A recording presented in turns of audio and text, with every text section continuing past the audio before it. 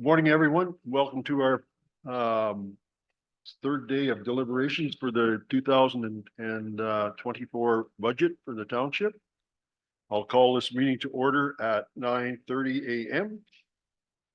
And we'll start off with our territorial acknowledgement.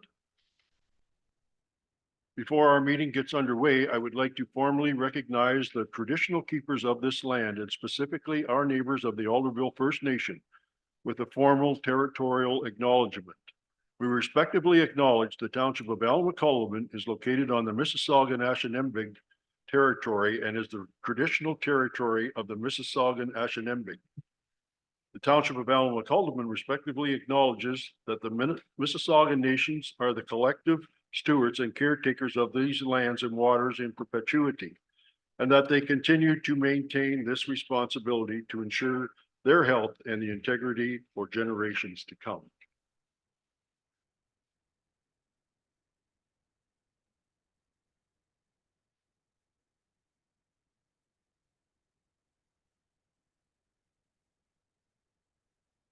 Item 3 is disclosure of pecuniary interest or general nature thereof.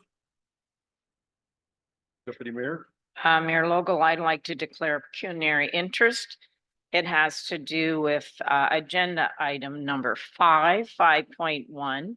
I listed as number 3.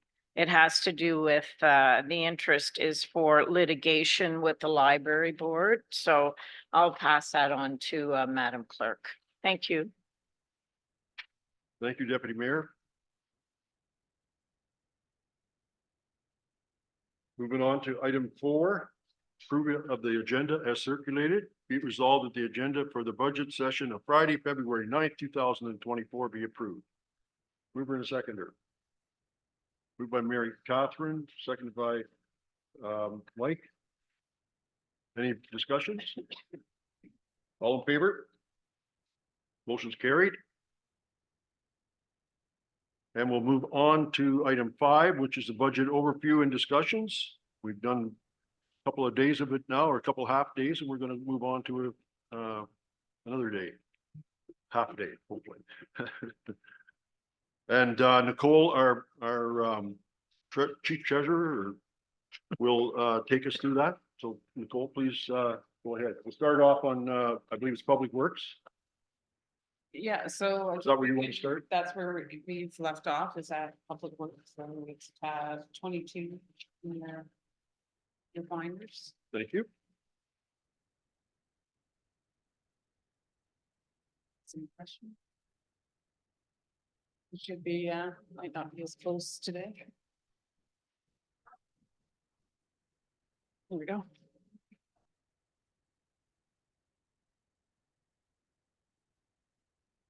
If anyone has any questions.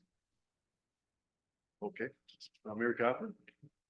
So I have a number of questions, but the first is sort of the format that this comes to us in. And I believe this is formatted this way for reporting purposes, but when the wages get spread out with all of the vehicles and all of those things, it's very hard to get the big picture, which is the part we need to be focusing on. It doesn't matter to me as a counselor how many hours are on what vehicle. So I don't know if anything can be done on that at this point, but what are the numbers for the overall wages? Or can we have that by the 20th? Through you, Mayor, I believe I did summarize it on the notes. Let me just down to the wage section here.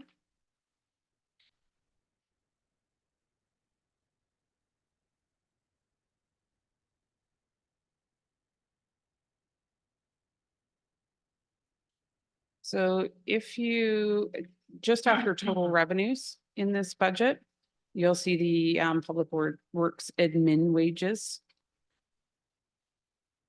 And it says road staff there. So Public Works total Okay, so wages. that, sorry, now I'm even more confused. Can you tell me where that is? I'm not following you. Page 27, is that where we're looking? Correct. Page Yep. 27. So is it Okay. Just showing up after as, total revenues, if you Yep. look in the notes column, that tells you what the the total is. I'm just gonna pull up my Okay. Okay. spreadsheet. Because I believe. I just want to double check to see if that's including or with, I believe it's without the. Admin. Oops. Here we are. Yeah, so. So the admin is the 222 and the public works is 920 plus benefits. So the road staff is the 920 plus benefits.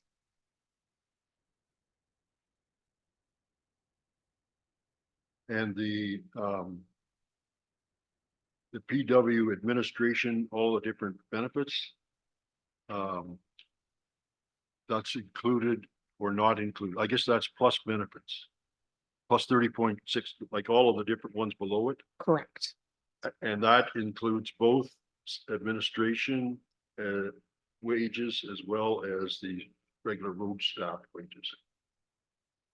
Not wages, I'll take that back. I meant to say benefits. Correct. So what happens again in this budget, though, the ones that you see there in admin are truly for the administrative costs of the wages that you see on the first two lines. In each section, if you've got plowing, sanding, bridge repairs, whatever it is, the CPPEI and all that will be shown in that category. And that automatically happens when they submit their timesheets so that we are able to track the costs for each. But I know that was something council asked for last year is, you know, what is the total cost for our operating staff? And just going along that line, if you get further on into the list of the budget items, labor or wages comes up pretty well on most of those pieces. Is that for maintenance? So it depends. So if you see wages under something like you know, plowing or sanding, that's actually the guys Yeah. out there, they've been working, right? So if it is something like a vehicle and you're seeing wages, that is maintenance on that vehicle. So that would be our mechanic doing any repairs to that specific vehicle. Remember we were talking about that yesterday, Mike? Yeah. So if you go, I'm just picking on one, but on page 35 of 54. 30 from the bottom, there's wages for the Dodge Ram 2015. And you can see it's $500. So that's basically the labor that has been spent by the mechanic on doing that. Correct. Okay, so just so I get a little bit better understanding, the maintenance for the trucks and those type of things is not part of the wages that we looked at in the first line. It is part of that. It is not part of that 337. It is part of the 920. Okay, so Yeah. it's not part of that. So if we wanted to add that all, we'd have to add on that Correct. for the maintenance. Correct. Okay, does that help us, Mary Catherine? It's a really big number and yeah, now we have this year's numbers, but to compare over time, like I'm just trying to look, the only ones I could really easily compare were a 22% increase in actuals for what's the admin road staff and office staff. When I go from that 460,000 in 2022, and then I add these two together for now, that's a 22% increase over 2 years.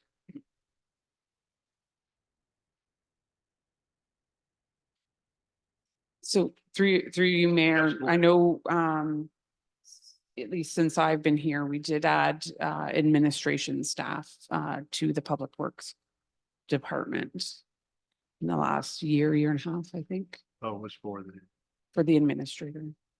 yes, And that's also asset management. and asset management, correct? but it is showing in the public works budget. There was another, go ahead, Mary, you were saying something. There was another place where I was noticing that the overtime has been included there. Correct. There, in the budget, as I summarized, on our first day, is that I did include in like the plowing and, snow removal, sanding. Yeah. I did allocate the overtime. That's where most of the overtime of our, operating staff is spent. We have maybe a little bit in the summertime, but not, that's pretty rare compared to during our winter months. So the overtime calculations have actually been applied against there so that this year, when we're putting it in our payroll system, you'll actually be able to see those numbers, including that overtime. So just for clarifications then, is the $337,000 including the overtime?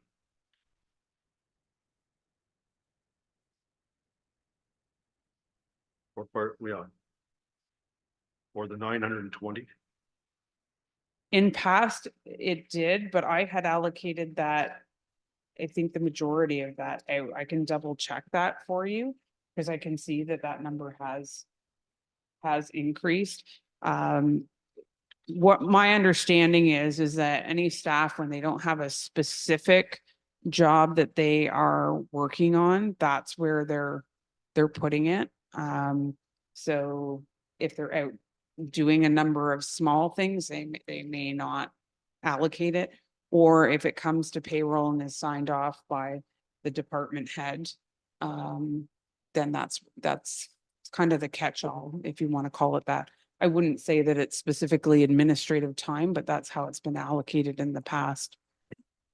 I was speaking more to the $920,000 stat days and miscellaneous public works. So that does not include sanding and winter maintenance?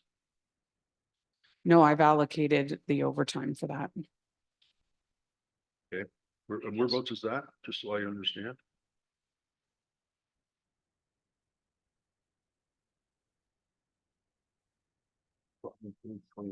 Okay. Yeah, so some of it is under, I can sort it here on my spreadsheet and then I can help you probably better.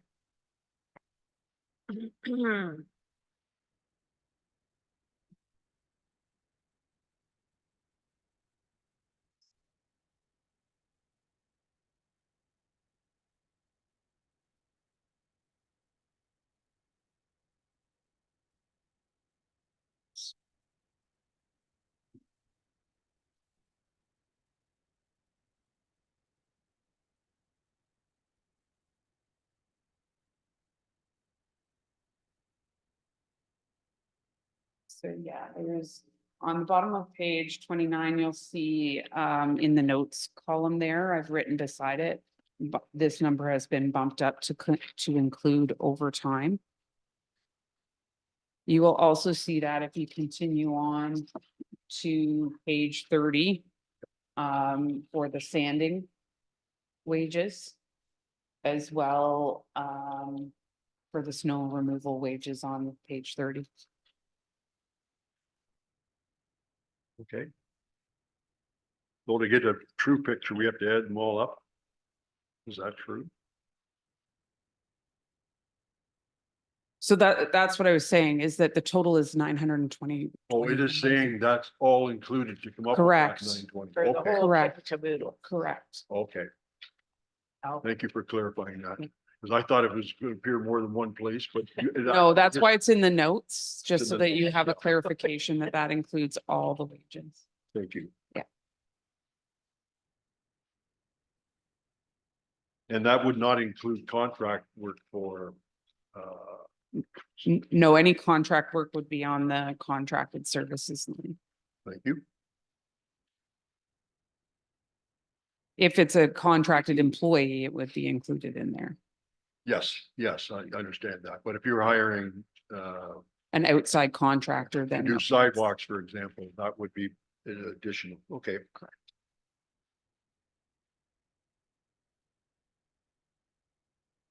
Does anybody have any questions or comments? Go ahead, Greg. Through your worship to Nicole. Just a couple of questions under the Public Works one.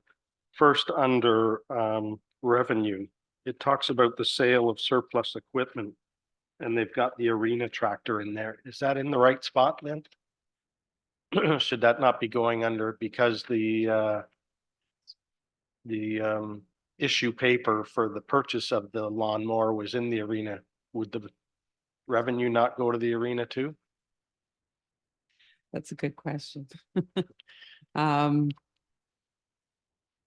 Not that it makes a big deal, I mean, but we can the move, purchase paper is, absolutely, it makes more sense for that to be moved to the arena department. I'm not sure. what and I'm the guessing logic that is there. selling the tractor if we replace, it's actually not a tractor. If we replace the lawnmower, that's what they're thinking of getting back on it.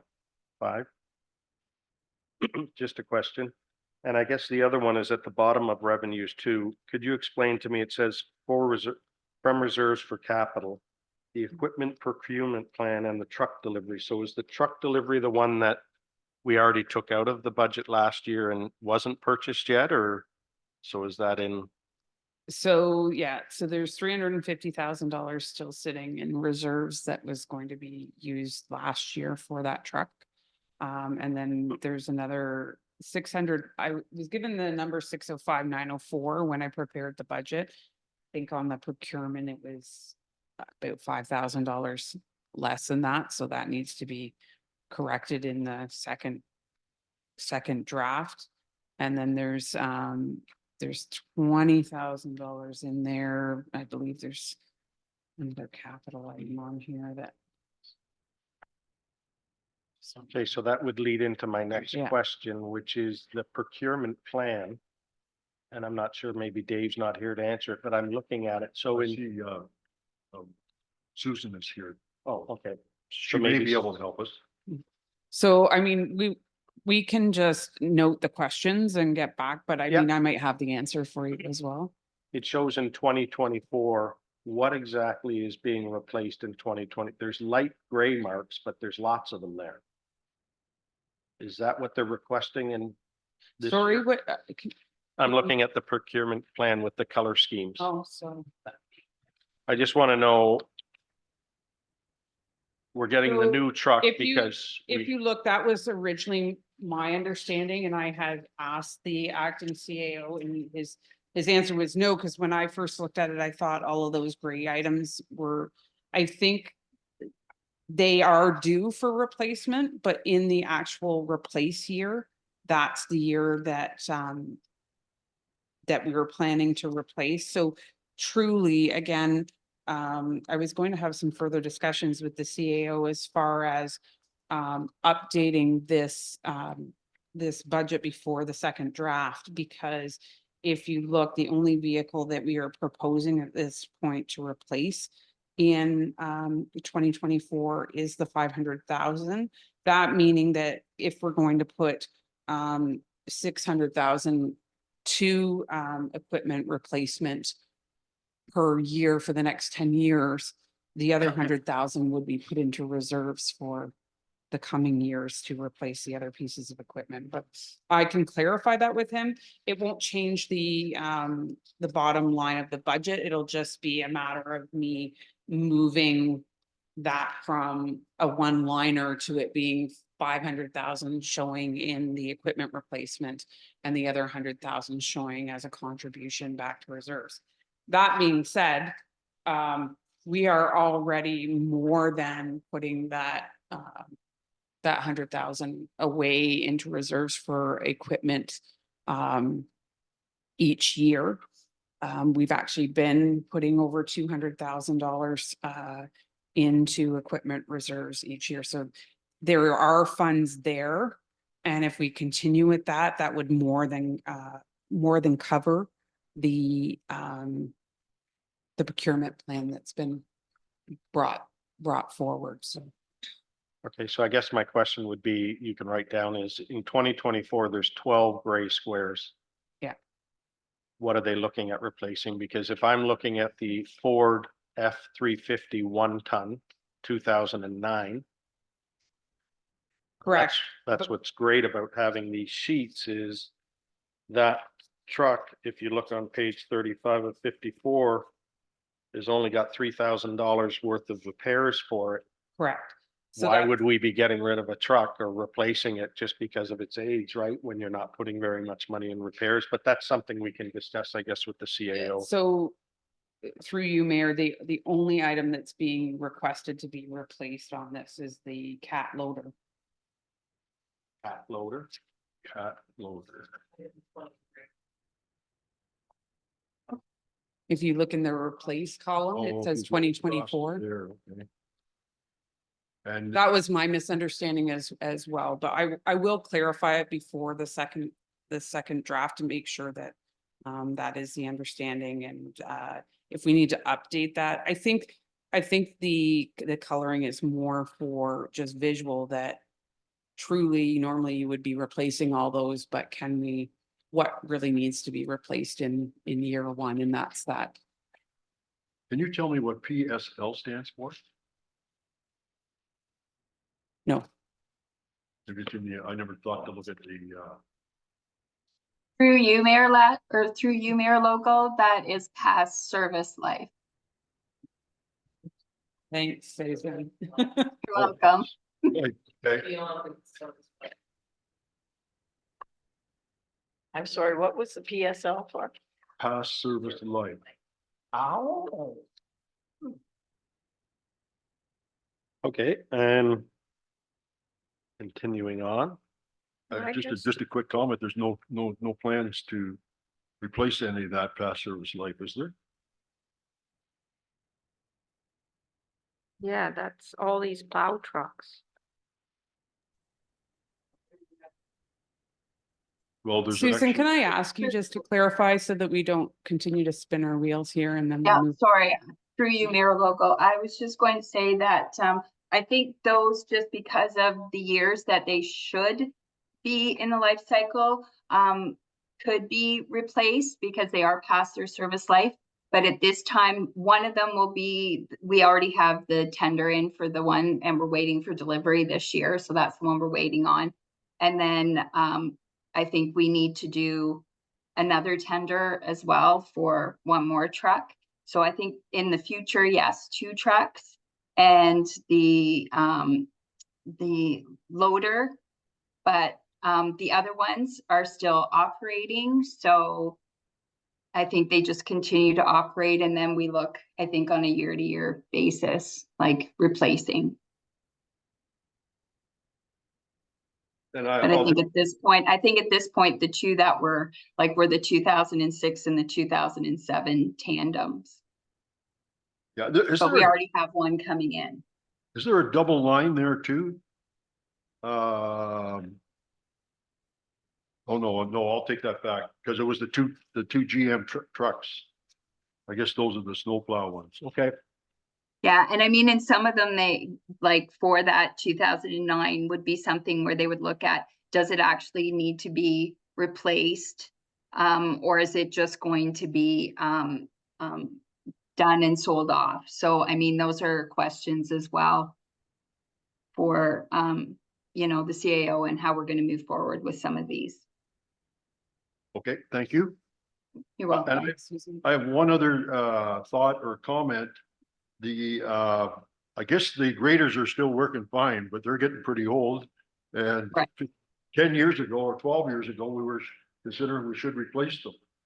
And at the same time, I will make the comment that I know several years ago, we did spend, I think it was probably $50,000 to $100,000 doing repair on one, and that brought it up into really good service. So, but that's probably 10 years ago too. Yeah, Thanks, Susan. thank you. Mayor Local, Yes. I think if we look on page 35, with regard to the graders, there is a note saying, should it be replaced or leased? Given the repairs and maintenance that happened last year. $19,000 to repair. So I guess the question back to that, Nicole, was if, I guess we'll have to talk to the CAO what we're looking at replacing in there, because there's a lot of stuff that is past life, but when I'm looking at replacing a 2009 pickup truck, I'd rather be spending the money on a loader than getting a pickup truck that's only got a couple of $1,000s worth of repairs, but that gets into the weeds, which, so we can leave that. One of my other questions, I guess, for Susan is, on the first page, Susan, 27 of 54, it talks about boot and clothing allowance. So how many actual staff are there? It says 12, but is that 12 actual workers, or is that including admin staff too? I think through you, Mayor, that was, I put those numbers in. So that was 12 full-time staff, 2 part-time staff. I can go into the, That would include administration. I think that's including administration. So just to be fair, I guess if you're looking at administration staff, they should be getting the same allotment of what an administration staff would get here. Right. Because I think they said here they would get a shirt or a hoodie or I- something, so. I think the reasoning behind that is the administration staff at the Public Works office may be required to actually go out to the facility, and at that point, they'd be required to put Okay, so safety shoes on. if you just want to check it, so make sure Jennifer Steen wouldn't be included in that then, right? Correct, Not correct. She's, position, but that position is, Sorry, that position isn't under that office, Public sorry, Works. won't mention names. And on the same page, if you go down to admin contracted services, we had budgeted $19,000 for 2023 and we spent $142. Not sure, Susan, whether you can answer that or if that's a question for, to go back to. I'll see if I've got any notes in my phone. See a box. Through you, Mayor Local, I'm wondering if that is the road needs study that's in there that's being worked on right now?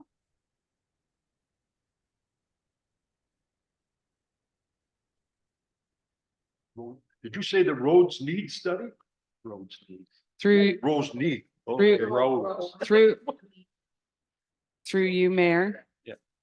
So in 2023, we did budget 15,000 for the roads needs study.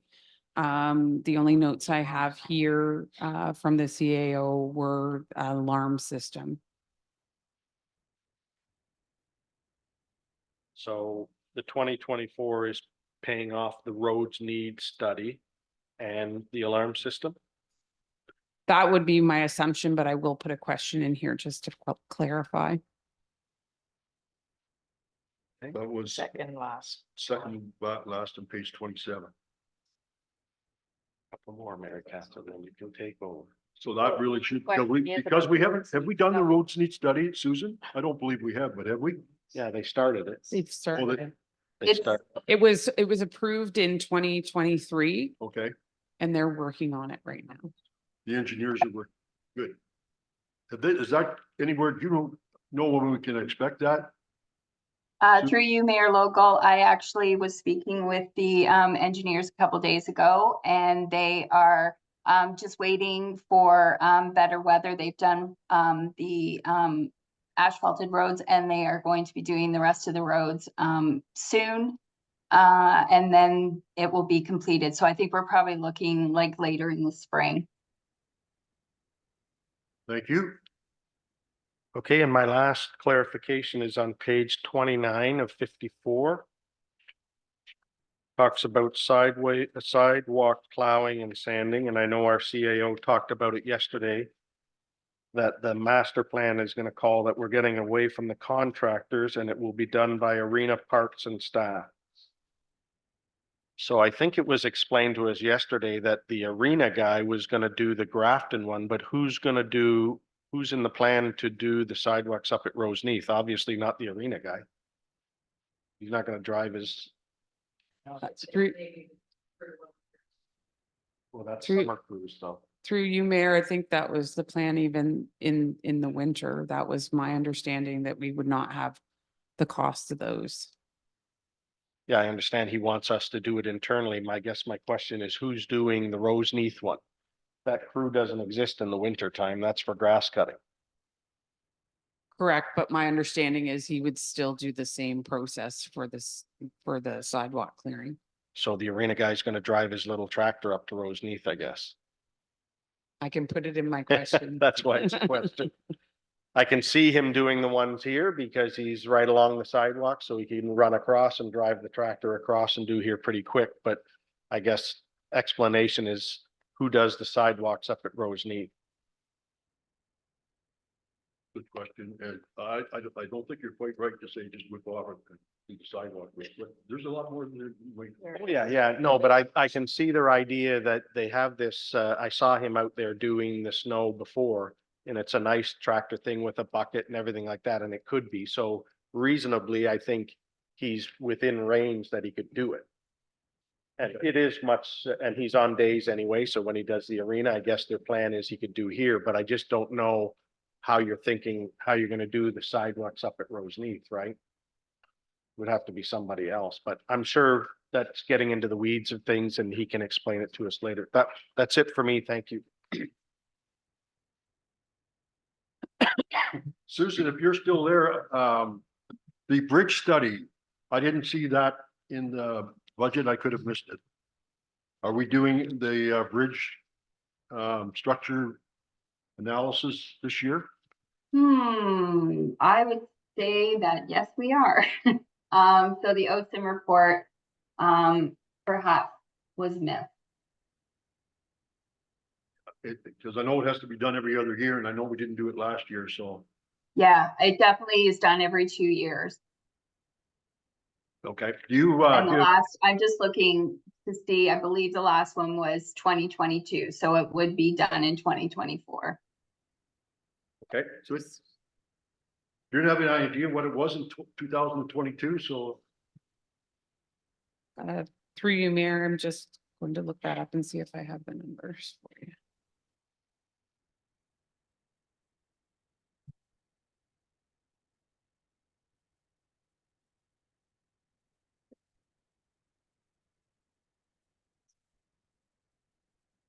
and I guess Nicole, or pardon me, Susan, you may know, did we have to do much work the last time So. So, after the study was done? so through you, Mayor, is that the OSIM that you're talking I about? believe it is. Yeah, so in 2022, the cost was $9,423. Could you say that again? Sorry. $9,423. And You normally. see that on page 32. Yeah. Oh, you've already got it in there. Correct?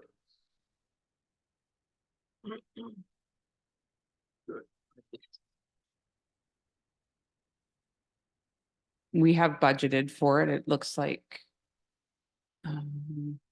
Now, there's also a structure report that was in there for 2023 that had to be done, so I'm assuming that's the same thing, that's the bridges. So we have carried forward that to 2024. Okay. You, oh, pardon me, you carried, It is in the budget. okay. Yeah. Good.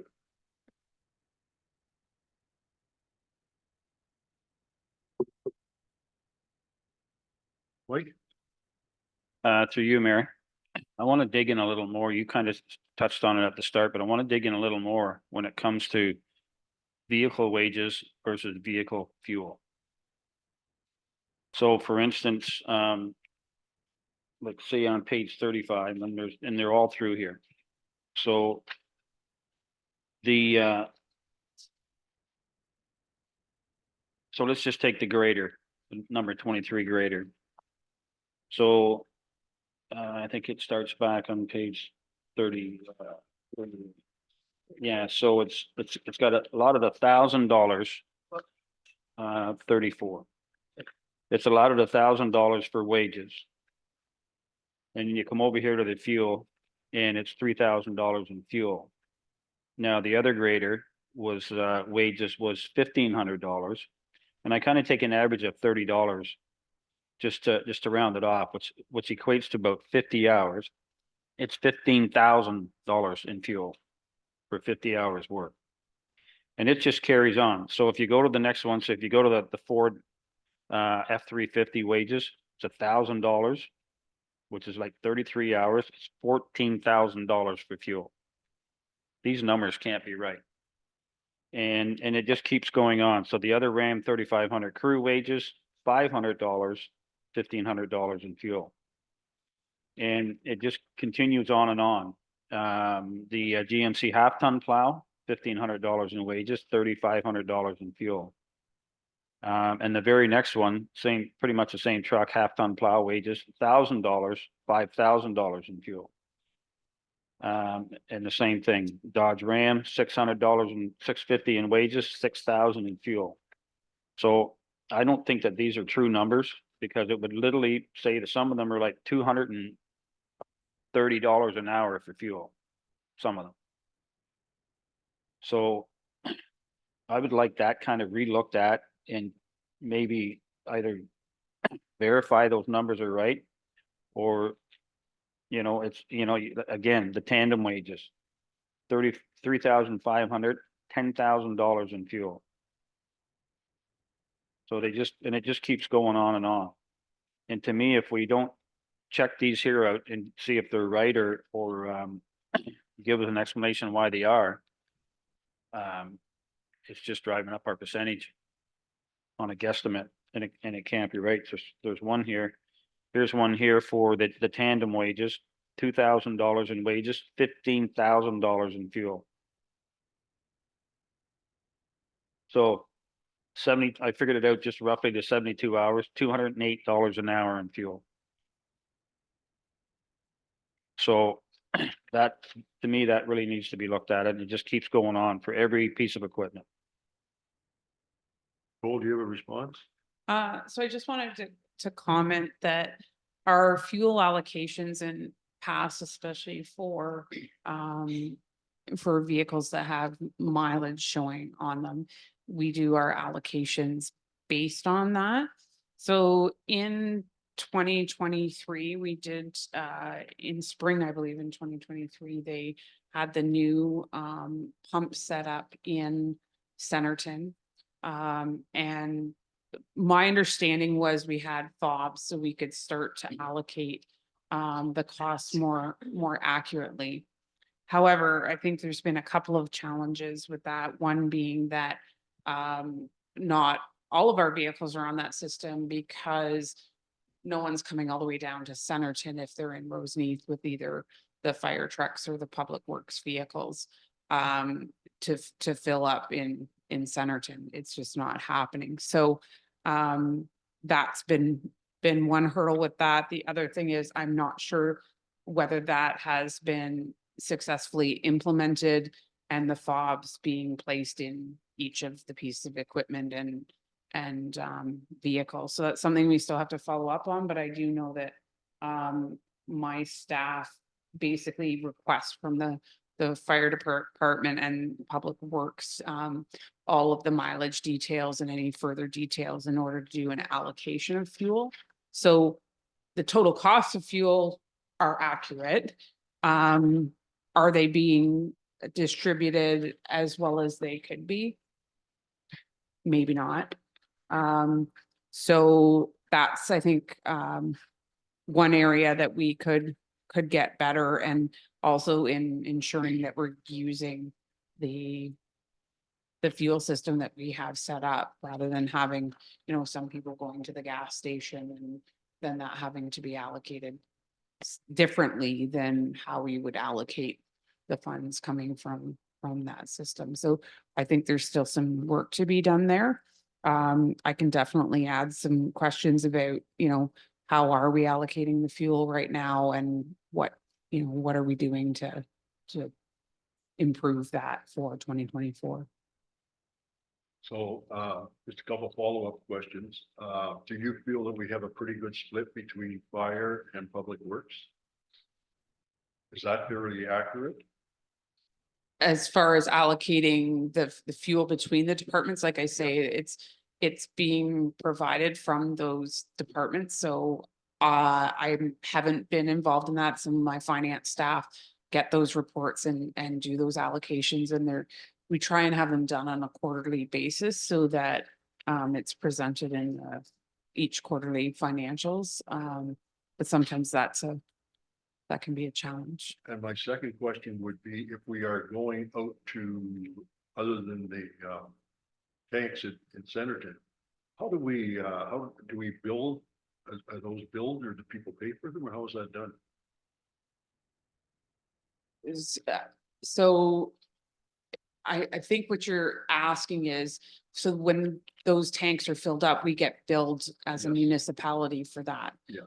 But what we should be able to do, what the ultimate plan would be, is that for any piece of equipment that we are filling up, that there would be a fob attached to that.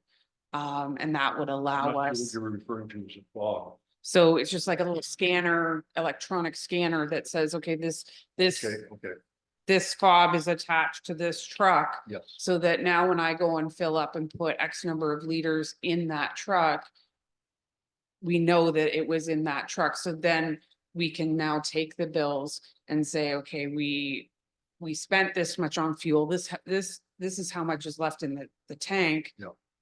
This amount still needs to be allocated out. Well, how do we do that? We run a report off of what was used by each piece of equipment and you allocate it that way versus us doing it by kilometers or estimates that are done by the department. So it becomes a lot more accurate. Now, that's assuming too that we have controls over those to ensure that they're actually being used for Yeah. the purpose that they're supposed to be. I think we should proceed towards that. Uh, Deputy Mayor? To your Mayor Local, along that same line, so I think I'd be interested to know just that whole system to see how many, because I think anybody getting fuel should be having a fob, and it should, if it's not allocated to a vehicle, there has to be some kind of a tracking system. So, but you're saying not all vehicles are not all pieces of equipment, trucks included, are on that system? So through you, Mayor, I don't even know that we're not even using those reports at this time to allocate the fuel is what I'm telling you. What I would hope is that in 2024, we would be able to do that, but that's a discussion I need to have with Public Works and with the CAO to find out where are we with that. My understanding is it was going to be in place in early 2023, but I know that Didn't happen. hasn't happened. Thank you. Do you have any other comments? Through you, Mayor Logo, I just wanted to let you know that we are running reports for the vehicles that are out of Centerton. All vehicles do have fobs, but unfortunately, there is not that system in Roseneath. So all of the north trucks and anything that's on fire in the north, they all still do that manually. So you kind of get that difference in there. Also, sometimes they'll fill up their truck and also have, if they're filling up pieces of equipment or whatever, that might go on that same fob at one time. But we do need to find a better way to kind of separate out those different things to see which piece of equipment it's going to. But as far as the trucks go, every single truck does have a fob, but it doesn't necessarily mean it's filling up in Centerton. It may be filling up, the trucks that are plowing in the north are filling up in the north. Okay, and perhaps I could ask you, coming back to if they're purchased in Roseneath, the gas is purchased in Roseneath, how do we pay for that? It's At a gas it's all done manually. I think what he means is, Susan, if you went to Crow's Gas to fill up the pickup truck because it was a lot cheaper than going to take from our own tanks, do they have a P card staff, or how do they charge it if they, because I remember our last CAO telling us sometimes it would be cheaper to fill up the pickup truck at Crow's Gas. Do they do that or no?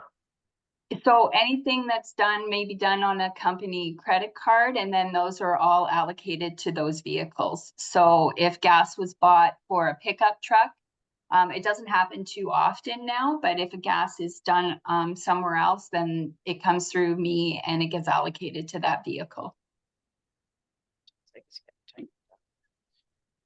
Go ahead. So it's Nicole. through you, Mayor. I know successfully in other places I've worked, they've had, say, a Petro-Canada or an Esso card account where there's a car, like a fuel card in each vehicle. That's not something that we have. The only credit cards that we have are through our bank.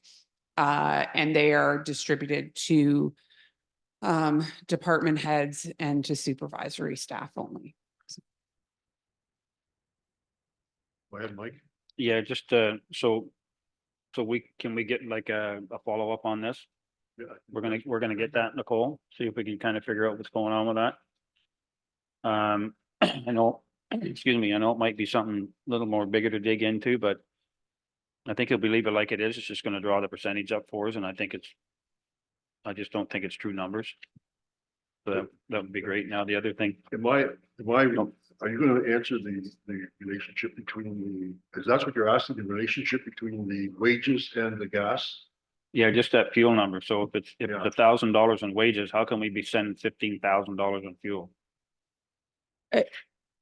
I don't know that you can make a relationship between the two because the wages are maintenance. They're not hours spent on that vehicle operating. So if that's the relation you're trying to make when you're making that assumption of how many hours, that's not the case. Those are the hours spent on maintenance, not on the like operating the equipment. So operating the equipment would be, I don't know, if they're plowing, sanding, doing the grading. It's not, so if you see a vehicle there, that's not how much time that person spent in that vehicle. That's how much time is spent repairing that vehicle. So if that's the relation you're trying to make, then you're never gonna make that jive. Yeah, but it's not saying that, Nicole. It's saying wages. So, But I think what she's saying, Mike, is that if you show the pickup truck and it shows $1,000 wages, that was the mechanic's wages to fix the truck, not the guy that's using the truck 5 days a week. but then it should say that.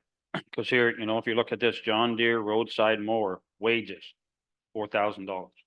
Yeah, sorry, through you, So- Mayor, that's what I explained earlier, is that anytime you see wages on a piece of equipment, it is for time to repair that piece of equipment or that vehicle. It is not time spent operating it. Oh, okay, so that's it. So it should say that then. Yeah. So that's where it's confusing then. That's. Right. I agree, and I think that Susan would agree with that too. That's exactly the way it is. And perhaps if we could put on something that says, wages. Maintenance. Labor, or pardon Or me, maintenance. maintenance would probably correct that. But And hang I on, guess so- ideally, if you bought a brand new vehicle, you could have $10,000 gas go through it, or 5,000 to put, and absolutely no wages. But you have a line here that says same thing. So again, if I go to just the grader, it says Champion Grader repairs and maintenance, $3,000. Through you, Mayor Logo, Yes. that would be for parts. So when we order parts, it goes through maintenance. Through you, Mayor, there's also times where we have had to ship out pieces of equipment if it's beyond being repaired in the shop, then it can happen that it is given to a outside contractor. It's rare, but it can happen. But all I'm saying is it has both, there's lines for each. So there's a line for wages and there's a line for repair and maintenance. Correct. So you have to add the wages and the repairs and maintenance, and that gives you the total cost of the mechanic and the parts. I know what you're looking for, which as I used to look for before too, saying how much was actually spent in the truck. That's not what it tells you. That's why my question to you, Susan, is if I'm driving a pickup truck and I go fill it up at the yard with my fob, do you have to enter in the mileage of the truck too? Or is it you Uh, just go and fill up the truck anytime you want with the fob? No, absolutely not. The mileage goes in every time it's filled up. So then that's how the system tracks, Mike, when you're filling a pickup truck. That they can pick up things that if the guy keeps filling up the pickup truck at $100 every couple of days, but the mileage isn't clicking in right, there's something wrong, right? Mhm. But the That would be wages, I correct. understand what you're saying. They don't correlate, like Nicole's saying. You have to actually add up the maintenance and the wages, and that tells you just what it was for the repairs, including the mechanics. We have no way of separating out the actual, how much it costs the operator to work the piece of equipment. So would it be better to just have a total cost of fuel? Instead of breaking it down for each vehicle? So we spent $500,000 in fuel in 24. And maybe these numbers should be something that accounting has instead of us, because it's confusing. That's what Mary Catherine said is the issue with the public works all the time is everything's broken out so that they can see it, and we're given that, and we don't really want to look at how much gas was spent on truck number 9. We're more interested in how much did gas cost for the whole year compared to last year. And Nicole said they're working on that to eventually, because we get reams and reams of paper from Public Works and it's broken down too much for us. So through you, Mayor, the Public Works Manager and I did create a couple of accounts last year to assist with that process, and I'm just looking for those accounts on here. And it shows the total of each type of fuel and then us allocating it back out to the pieces of equipment. I'm just looking for it here so I can tell you what.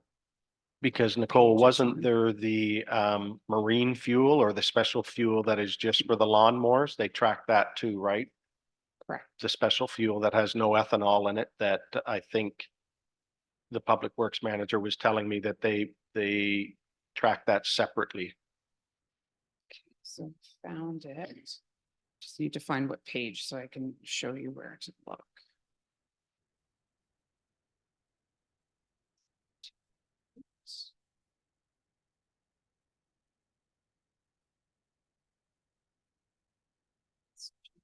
Where-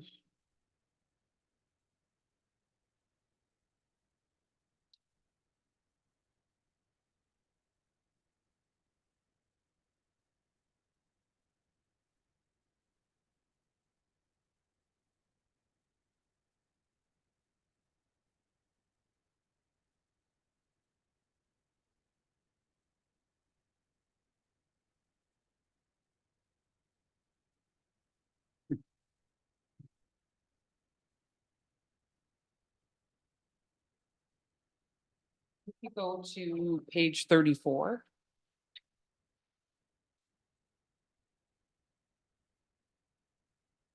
You'll see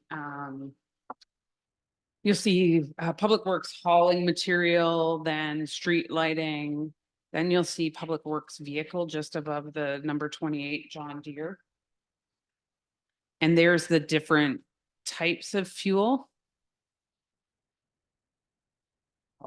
that have been purchased so that you can see. So that's what we did last year, was create a new account for fuel allocation so that you can see the total fuel for each type of fuel, and then us allocating it back out to the different pieces of equipment. Now, the only thing I am seeing here is it used to be that we automatically went and put the other side of the account through basically 2023. I need to do a correction because you can see each of the different types of gas, but that fuel allocation amount should match it, which likely means the last quarter, we haven't done the allocation yet to each of the departments.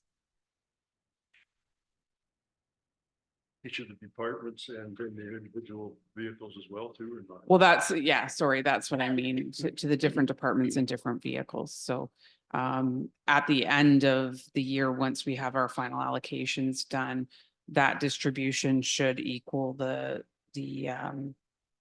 total amounts of fuel. And right now, there looks like there was $271,000 spent on fuel last year. And we budgeted 252,000, and we budgeted 260,000 for 2024. And actually, we've only used 136 in, No, that's incorrect. oh, that is incorrect, but But if you Well, add, after if you add up the dyed diesel, the clear diesel, all the different fuel yeah, amounts, you'll come to just over 270,000. okay, so that's a pretty good figure. So $270,000, like Dave was mentioning this to the other day, he thought they could use, what did he say? $50 an hour? Yeah, I think he said 40. I think he said $40 an hour for a plow going down the highway. Yeah. So that would take an awful lot of miles to put on, take 40 with it. That doesn't sound like too big a figure then to me. The $240,000 or $250,000 for the two departments. And there's 10 trucks. Yeah, I just, that's what, either we shouldn't see this or it needs to be clarified that, Yeah. As long as we know where to look for this. Yeah. Then it's okay, as far as I'm concerned. How do you feel, guys? Getting a lot of heads. Go ahead, Mary Catherine. I still would prefer just an overview that provides it easier for us as governance. But I mean, that's something we can work forward to next year. It's not as what we're looking at today. Through you, Mayor, I've made a note for 2025 that we'll look to see if we can create, I can definitely create something within this Excel sheet to summarize it a little bit more. Thank Thank you. and Mayor, if we can also like go back to our conversation, create proper documenting for the fuel on all the vehicles. Yeah, Through you, Mayor, I think the only other solution might be to, and has been discussion around it, although I don't see it in this budget, is potentially, putting in a similar system in Roseneath to ensure that everything's being tracked the same way, and then getting to a point where we can track not just each of the vehicles, but make sure that when we're putting fuel into a piece of equipment that we have a separate fob for that as well. So I would definitely make notes of that. Okay, thanks, Nicole. A couple other things. The CN cost, we don't talk about that a lot at all. And I know, what page is that, excuse me, Mike? pardon me, What page are you on? it's actually, I'm not sure, John, but it's in there for just the one cost, but I know we've got these other rail crossings coming up. And the other issue that we have is this draining issue that we haven't talked about a lot because it probably hasn't interfered with us a lot, but it's coming up. So this all came through Roma. They had a whole seminar on it through the CN. And it's in court right now.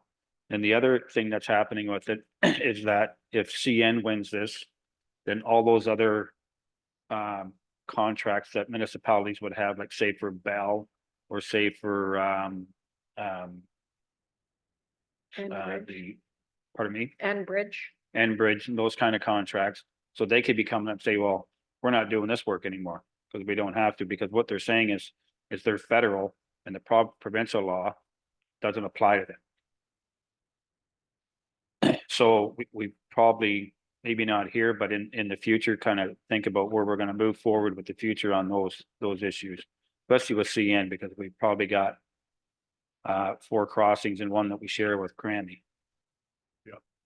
But those, yes, if you're talking about the roads, that's one thing, but if you're talking about the bridges and that type of stuff, I don't know how many bridges we've got underneath. Yeah. We probably. This, yeah.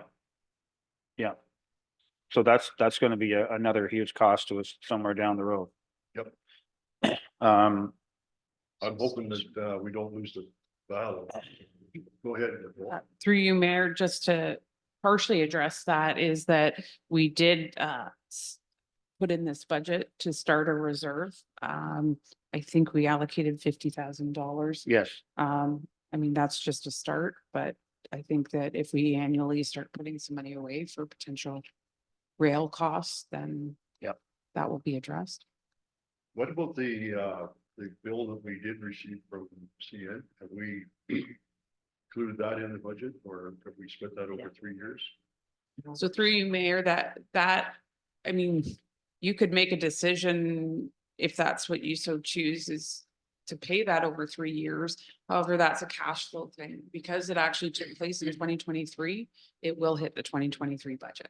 So even with us paying it in 2024, as we had held off on it, as there was investigation done. And I don't believe, I have to double check. I don't believe we have paid it yet. However, once it gets paid, it will be required for financial statement purposes to be put in the 2023 year. So the question will be, that will get allocated against the railway crossing costs.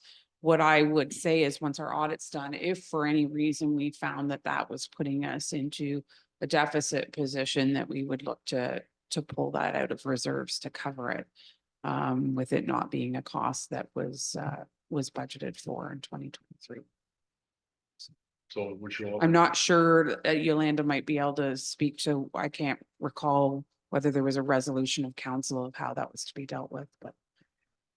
I don't recall there being one, other than I think Dave, the acting CAO. I think he is continuing further investigation on it, and he's been having conversations with CN over that invoice. So I don't think he's prepared yet to move forward with it. And I think he still has to report back to council as to the conversations. Mike? Yeah, I'll just make a comment. That's my understanding. Mike, go ahead. yeah, so, excuse me, I talked to a few municipalities at Roma about this issue, and they only paid half the bill.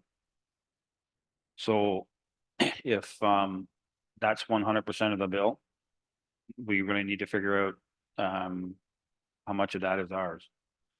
So there was about 3 municipalities there in the room when we were going through the conference. And You know who you were talking to by any chance? Mike? yeah, I've got a couple business cards at home Okay. that we can call, but they literally only paid half the cost of the crossings.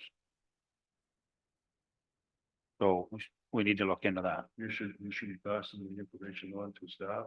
Well, Dave knows him, because he'd go to one course, I'd go to the other course, and then we talk Okay. about things and. So, We need to follow up on that. Deputy Mayor?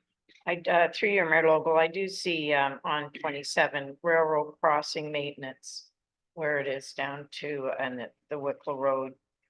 The budget is 220,000 and we paid 27,864.31 in December, the actuals of December.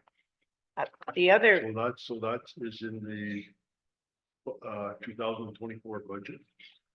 Go ahead, Nicole. page 27. Just through you, Mayor, just to clarify, as when I went through this on day one, the acting CAO did clarify that should say Station Road, not Wicklow Road. So if you want to okay. update I'll your fix that. records, the just under 28,000 that was spent is the regular rail crossing maintenance costs that we pay to CN in a year. So that has nothing to do with that one invoice that you're talking about. Annually, we pay, monthly, we pay a separate bill to CN CP. That over the year totals up to $28,000. And that's for the regular, they call it maintenance, but it's basically, it certainly isn't, I don't know, but that actual maintenance, because it's the same bill month after month after month, so that's a standard charge. Go ahead. Through your mayor logo. The other one is I see on page 41, boat launch dredging. There's no money been put away for that. And I just wondered Actually, when that was dredged. it's in the Oh, is it in? reserves, no reserves. Reserve sheet. Balances, this one here, Oh, okay. I haven't got that I'm one. pretty sure I saw. That was just done a few years ago, but I think they put money away every year for it, don't they? Because it's quite a large cost. Through you, Mayor, yes. Annually, we put money into I the have that page. dredging reserves. Okay. How much are we putting aside for that every year? I believe it's through you, Mayor, I believe it's $4,000. No, yeah. Is it 10? Good. No, it's Fifteen, five. $5,000. It's $5,000. Ah, all right. And my recollection of that, most people, I don't know when we used that last, but there was a few times that we've been down and Oh, I did the got it in Wicklow here then. Beach one. And it cost an awful lot of money, like it was $50,000 or $80,000, and then we didn't do it. And we discovered that I believe during some months, it all pushes in. And then that year, it'll all take away at the end of the year too, so. Is this was that the down way- at the boat launch? Yes. Oh. Because I know there was one year we spent $100,000 because it was up way high. And we thought we had to dredge it, but then we found, and we did dredge it, and it cost an awful lot of money, but after that, we didn't do it again, and just the waves take it in. It had been neglected, I think, for a little while. But you don't have to do it, that's what I'm saying. Yeah. But at that time, it Yeah, was a perhaps. state. Well, maybe it's not too far at that time. Mhm. Now it just goes in and out. Which is good. Mike, go ahead. Yeah, through there. Have we ever looked into leasing new vehicles instead of buying? That would be more feasible.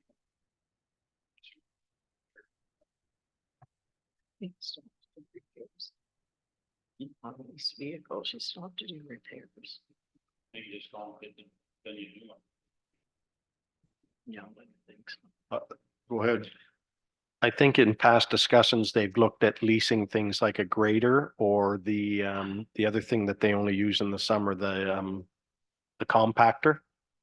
And they've leased that before because they only use it for the summertime, right? And then it sits around all winter. So I think there is an actual note in there that should they lease some of those things. I don't know, Susan, if you can make a comment, but I think they used to lease the compactor, I think I saw before, Yeah, that makes. especially for the big equipment that costs hundreds of thousands there of is. dollars, right? Mhm. Sorry, I just stepped away for a minute, so I had missed that. I'm just saying, Susan, do we lease any of the large equipment now, like the compactor or that does the roads in the summer? No, So Counselor Ainsworth was just looking at, that might be a possibility or a question that some of the large equipment, should we be leasing instead of buying? right. Like even for the new truck that we got here in the budget. Like would it be cheaper for us to lease a new truck instead of buying? Through you, Mayor, I'll add that to the questions. Thank you. And the other thing I had is some of the contracted services, for instance, dust control. That's contracted. Is that something that we could be doing in-house or is I will add that. there a reason why we get a contractor to do it? I don't know what we're allowed to put on the roads nowadays, whether it's just water or there's a chemical that can go with the dust. There is a chemical that they do put on when they hire someone and put it on. Mhm.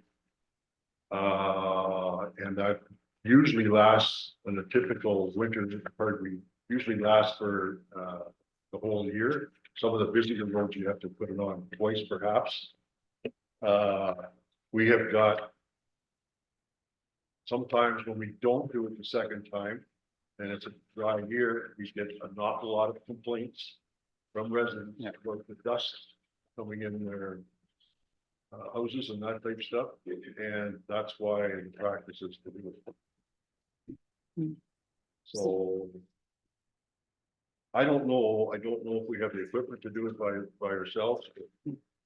Through you, Mayor, I've added it to the questions. Okay, I've added it to the questions. thank you. Anybody else? You're Catherine. More a comment than a question. I'm just looking at the final page here. And I see this year we're putting more money into the vehicle replacement and less money into roads projects. And when we get our roads needs study, it'll help us with this, but moving forward, I think we need a real asset management plan. I know that's why Susan's there. Excuse me. But that, I would say, has to be our focus for our upcoming budget when we're looking into 2025. It's the biggest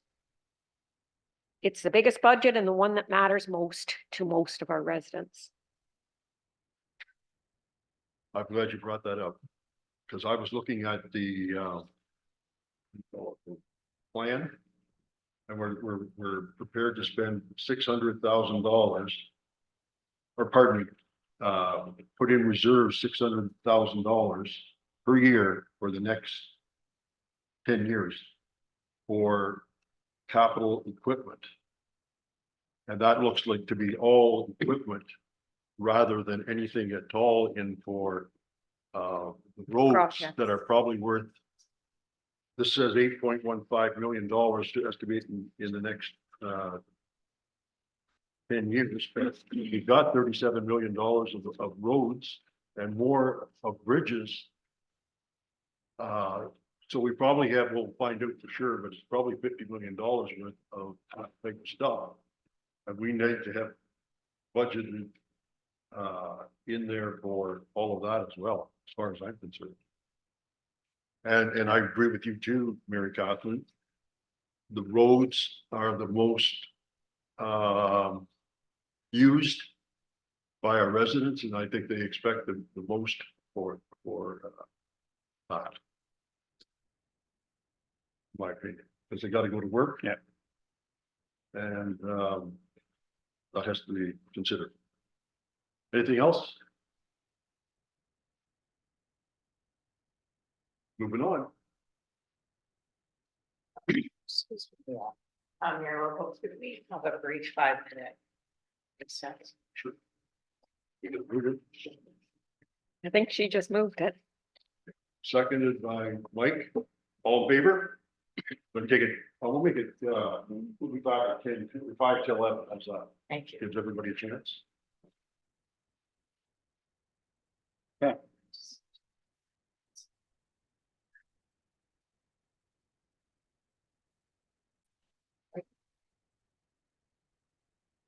Thank you, everyone. We're going back into budget discussions. You gotta get moving in a second or to move back into council. Moved by Councillor Ainsworth and seconded by Councillor O'Neill. All in favor? Motion's carried. Please go ahead.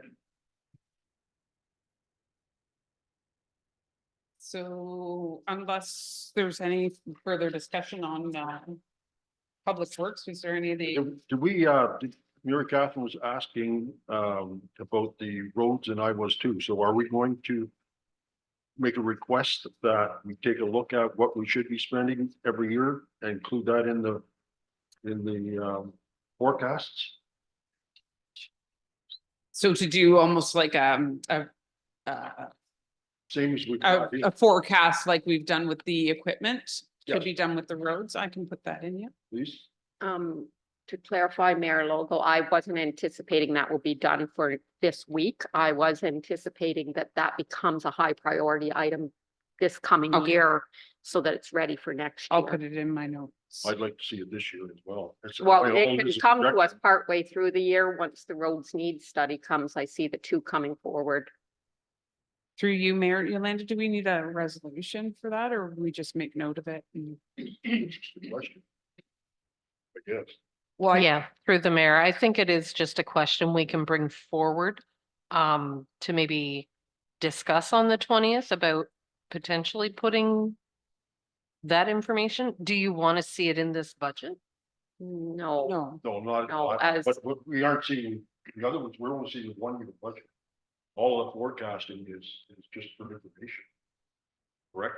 We're not approving anything other than. this budget. So we can maybe pose a question about forecasting for road projects this coming year. so we can absolutely do that. Yeah.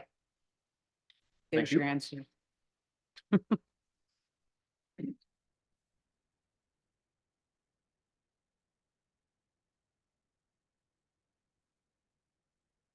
Okay, next. Following along the line, we're going to Heritage. we have the issue paper. Oh, The issue okay, papers. Yes, I'm sorry, issue papers. Where Okay, Right. issue paper Yeah. number.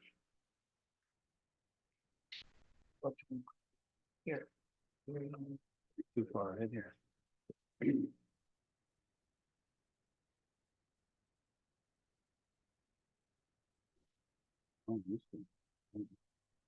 Public Works issue paper number 1 is mechanic for roads operator. Anybody want to start this off? Greg, you look like you're ready to go. Sure. I don't see Susan there, so maybe you could put it down as a question. It talks about in the background that the additional staff, so this person would be a mechanic slash roads operator. Could we find out on average how many times the mechanic currently has to fill in for a plow driver? And I know in the past, when our former CAO was the public works manager, there would be the odd time that the CAO would jump in a truck if he had to, but I'm not sure if the public works manager does right now, but for sure the mechanic. How many times on average during a winter season would they actually be missing an operator and they'd have to call a mechanic to plow? And I guess my other comment is, That What- would be only for, just a comment, that would be for absentee replacement. that's what it's usually absentee. I don't think they allow the plow guys to take vacation in the winter time. At least where I previously worked, you weren't allowed to take it because you're on call. And I guess the only issue I would have with this, it sounds, smart to have an extra person there, but then that means in the summertime, that person, is there enough work for the mechanic in the summertime to have 2 mechanics working on stuff because they're never going to be used to fill in for an operator in the summer, so. That's my only question. Mary Catherine? Our acting CAO mentioned this, or touched on it when he was addressing this on the first day, but the health and safety components of somebody working alone. And it interestingly just came up last weekend with my family that was in visiting from Quebec, and they have changed their rules, and a person cannot be working in a shop of any kind unless they are visible to someone else. And right now, that is not the case for our employee, and I don't know whether that legislation is coming here, but it is interesting, something to think about. Mike? Yeah, and also I think our CAA was saying they have something like 60 vehicles to do now because they're doing the fire trucks and everything, so. I don't know if that was just brought on this year or not. How many vehicles? I thought he said something like 60 vehicles, That's what it says here. everything all together. So it is quite a bit for one person to do. My other question was, is Travis not a mechanic? Don't know, but the former mechanic is still. Through- Township. Through you, Mayor, I think that we can look into that role, but I think we need to be careful with the questions we're asking. Okay. I mean, I support it, so I think it's theirs. It's got 2 or 3 good points that we probably can't ignore. So I would support this. And one other question, and you mentioned it yesterday, Mr. Mayor, could we also find out when they're reporting back to us, how many mechanics Hamilton has and how many mechanics Crammy has? Because I do know the CAO said, yes, there's that many pieces of equipment, but he also mentioned that some of that equipment is specialized and has to be sent out, for example, the fire trucks. I'm sure if they're working on the pumps, that's not the mechanic working on the pumps, that they send it out to a specialty.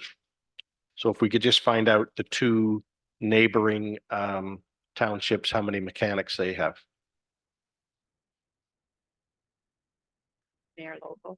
Yes. Just to address Counselor Booth, when the fire trucks were brought in, which was new, they had been being taken to Peterborough before. I don't believe there's been any items on the fire trucks that have required outside in this past year, but that's worth asking. But it does appear that it is working quite well for the servicing of the fire trucks by our own mechanic. Just to clarify, if I go through the two lists of equipment, some of them aren't being used, but obviously they're still there, but you're under 45. The total equipment that has to be replaced, not 60. You're good. Well, you would have your parks and rec too. I don't consider that what major equipment. No, I don't. Well, it's still equipment that Yeah, it still is a Yeah. vehicle. I don't- certainly I've seen in Municipal our vehicles. mechanic being brought down to work on a vehicle outside the arena there, the grass cutting vehicle. So Okay. Anybody else have any more questions or comments on two? Go ahead. Through you, Mayor Lobo, I think with the mechanic slash road operator, it could be that, and I mean, this is getting out of our bailiwick, but if there was a heavy piece of equipment to be worked on, I'm sure that it would be needed that somebody would be there. But I mean, if he's just the person just doing an oil change or something minor, then I think they would be looking at that as well when the extra one was needed. So I'm fine with how this reads, but if we need more clarification, that would be good as well. Thank you. Anybody else have any more comments? The next one is the equipment replacement for the water tank. And go ahead.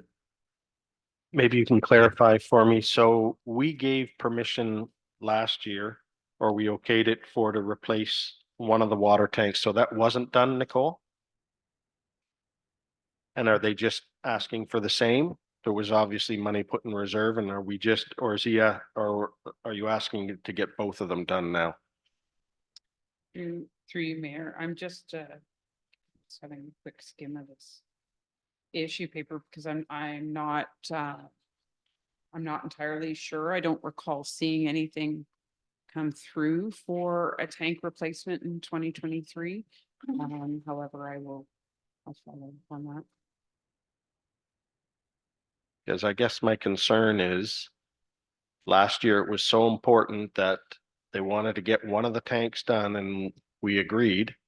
And we had talked about possibility of using an old tanker from the fire hall, and they said, no, they wanted a tank, and it looks like it was so important, but they didn't purchase it. So it can't be that important if they didn't. So just a question, are we looking at replacing both now or just the one that didn't get done last year? I'm pretty, Susan's not there, but I'm pretty sure that they have never received. But we did give permission last year. But we had it in, well, we had it in last year's budget purchase. Yeah, and we passed it. Yes. Mary Cathy, you want to go back one? yeah, we missed issue paper 2, but we might as well finish issue paper 3 first. No, I'm on two. So equipment Oh, replacement. yeah, plan. yeah, we have to.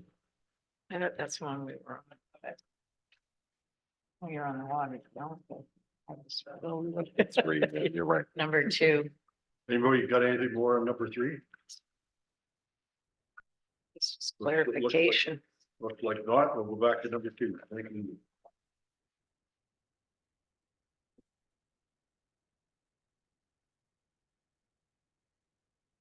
Well, there was your answer, Mr. Mayor. We currently have about 30 municipal vehicles and equipment for Public Works Department.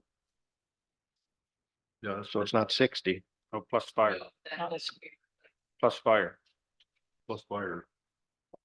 Or plus parts.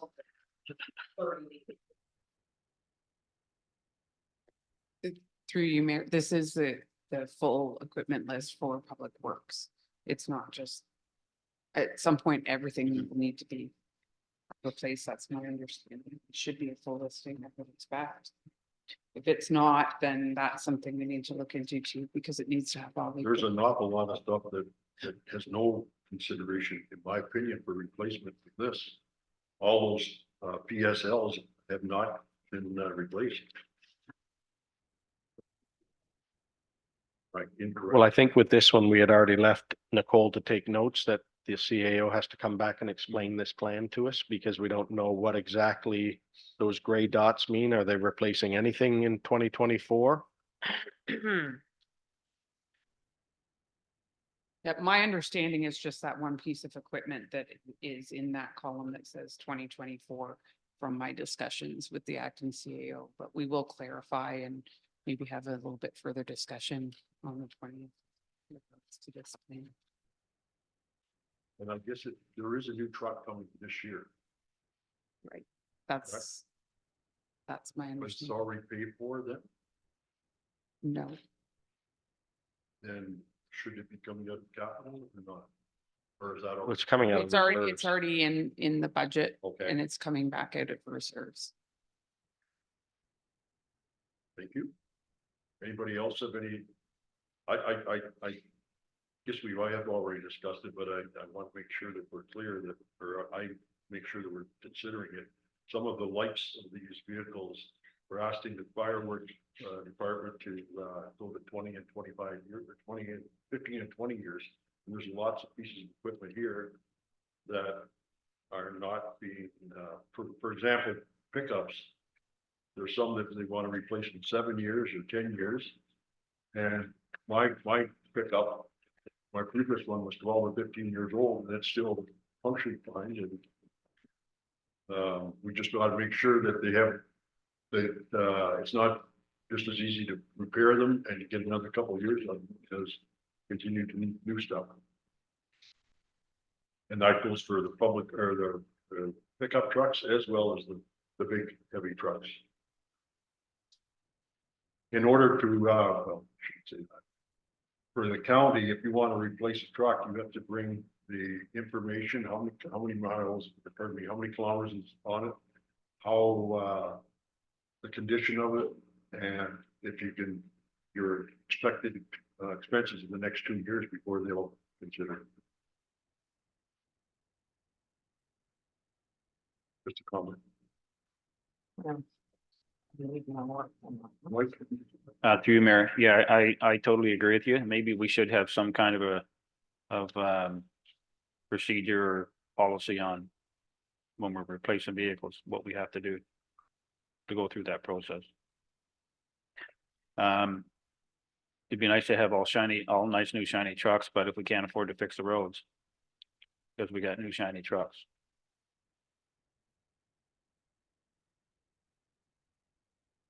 Can't argue with that.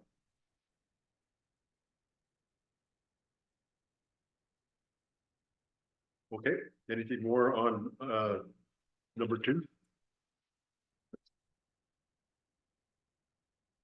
Kind of already discussed number 3, number 4.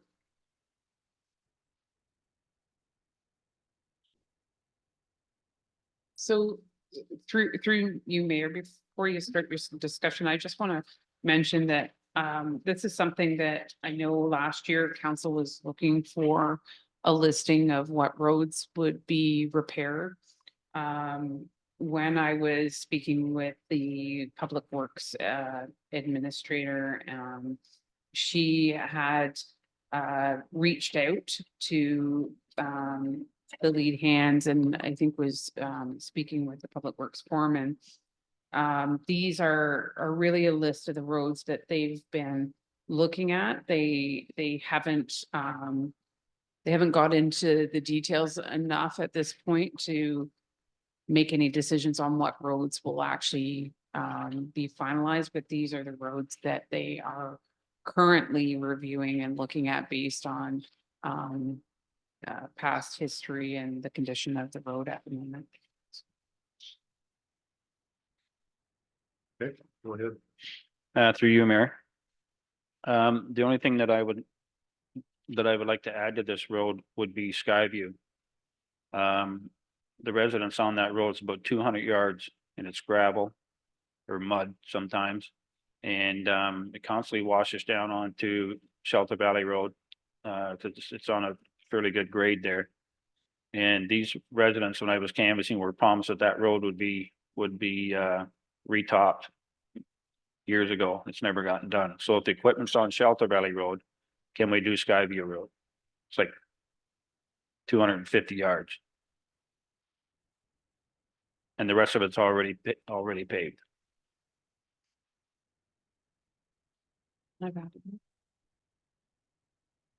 This doesn't give us any idea how many kilometers we're doing on these roads neither. Yeah, that was my other question. Like, is it the whole road or just parts of roads? Well, just taken to read what it says is they're looking at these roads. There's no way with 800 and something thousand, you're doing all that. I Yeah. can tell you right now. So Susan sent me something, not to interrupt you, but Susan sent me something there a couple of days ago. We did a total of 17 kilometers with the $1 billion that we spent last year. So we're gonna be probably, if it was the same roads, we'd be down to about 12 kilometers or 15 kilometers, maybe based on the budget. And we've got more than that many roads. So you're looking at half a kilometer for each one before you put in. Sky. So just a note though, Nicole, and then I'll give it to you. I'm hoping that next year's budget, that we will have the final roads. I watched the budget at Hamilton, and when they presented it, the roads people, they gave you the final, this is what roads we are doing and this is what it costs. And I don't see why we can't do that. You know roughly the amount, you know the money you're asking for, and it's a standard formula, like you said, Mr. Mayor. If you're recapping, it's usually this much per kilometer. If you're reconstruction, it's this. We shouldn't have this big list of this is what we're looking at.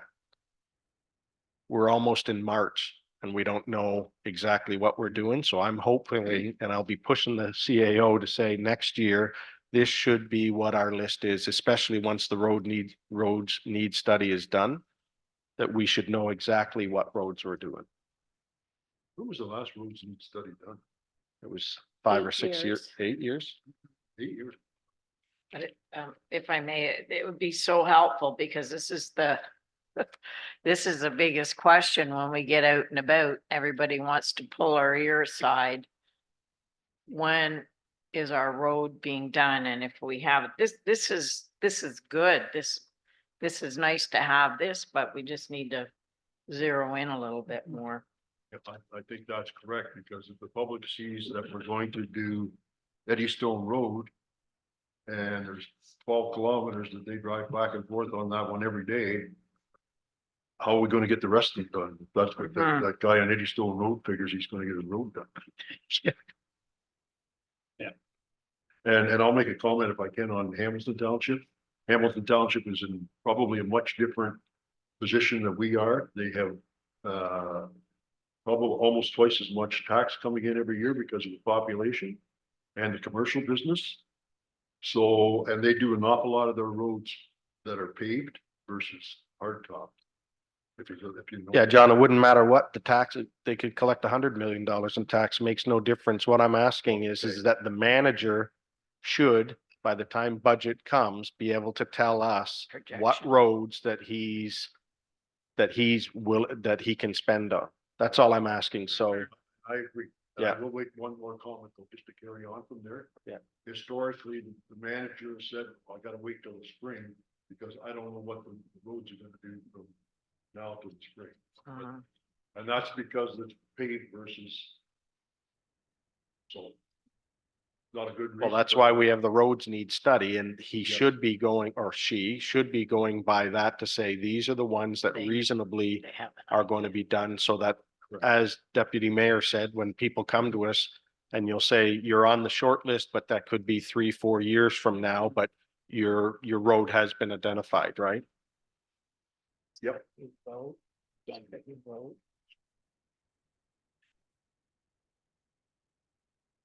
And just a quick comment, Skyview has been tried to fix there several times. That's There's just, a- yeah, There's issues. a spring at the bottom of the hill somewhere. That's where all the water comes and runs across the road. You're absolutely right.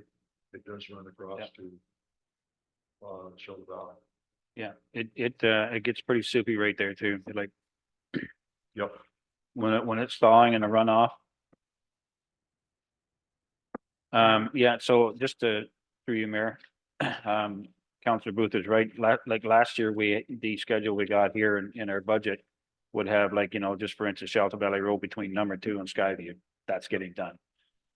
This doesn't really tell us too much, so it'd be nice to see what the actual kilometers are. Well, I don't think I'll be too far off. I got 15. Mayor Kaplan? I'm agreeing with everything that's being said here. Now, when we went to Good Roads last year, they, like one of the presentations was that councils are going to be forced to reevaluate what our levels are. Because it's an area where there's just not enough money to do it. And people have these expectations that they're going to have this wonderful road, even if like the amount of money for those handful of houses on Skyview, for example, their taxes are not covering what that road is. Anyway, but we've also got, that they discussed that it might not make sense to replace the roads based on, the disrepair level, that it probably, and the roads need study should help direct us here, that in many cases, doing the less damaged roads that prevent future damage is actually the most financially sound decision. And then the roads that are damaged, some of them need to be left till they're fully damaged and then rebuilt. And then, but trying to fix them in that window between where it makes sense to just resurface. Yeah, if they've gone past that window, we almost have to let them, from a financial point of view, let them fully disintegrate and then rebuild that road. So, and that won't make the average person happy to have that explanation given to them, that the most financially sound decision is to let your road get worse before we fix it. That's going to be a hard sell for us as counselors, but if we want to be financially wise and make the best long-term decisions, we might be needing to have some of those criteria. And Councillor Ainsworth sitting over there, I know that they said there was some resources, but I would have to look back to our notes. But this is where I think if we go to Good Roads and say that we need a policy, for example, on how we do it, and then that's something we can use when we're talking to our residents, saying, well, this is our decision-making criteria that's being used. The roads need study is essential though for any of this discussion to happen. But what's our policies that support the implementation of the roads need study? I think that's going to be up to us as a council. That's what governance means. And it's a challenge. I agree. It is. It's a challenge, but I remember when we first did Shelter Valley Road. What's that? That's 7 or 8 years ago. Oh, sure. Thank you. When we did Shelter Valley several years ago, we knew we had to go back within 5 years, and we did go back within 5 years. We did it all over again, but that road's still pretty good. But if you don't do it within 5 years and are chip and dust, Main roads, yeah.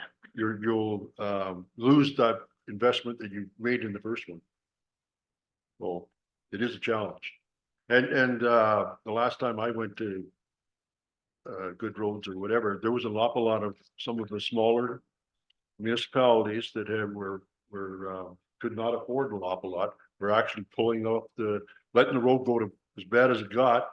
And then when they went to resurface it, they put gravel on it, put a good base of gravel, and that's the way they left it.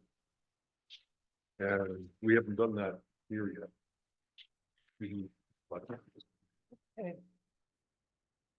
Thank you for that discussion. Thank you.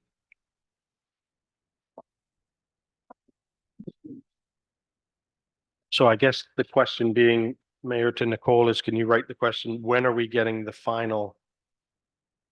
What is being done? Because I know the issue last year with some of the residents is the website wasn't even updated when they went to look at it. For example, Mr. Mayor, the person on Drivers Rest Road called us, and when they looked on the website, it was still 2022 roads that were on there and it wasn't updated. So when can we reasonably expect from roads what are being done, and to make sure that it gets on the website so that we as counselors don't have to get a call? Unnecessary call. Okay, the next one is the item 4 or 5, pardon me, Roseneath Public Works Building Upgrades. And they're looking for $20,000 to address some health and safety issues and other things. Hey, go ahead. Again, this is our, through your mayor logo, this is our employees are working in substandard buildings. So I think I have no problem with this going ahead. Anybody else have any comments? Okay. Go ahead, Mike. No, through you, Mayor. No, I've been in the building a couple times and it's due for some tender love and care. Okay.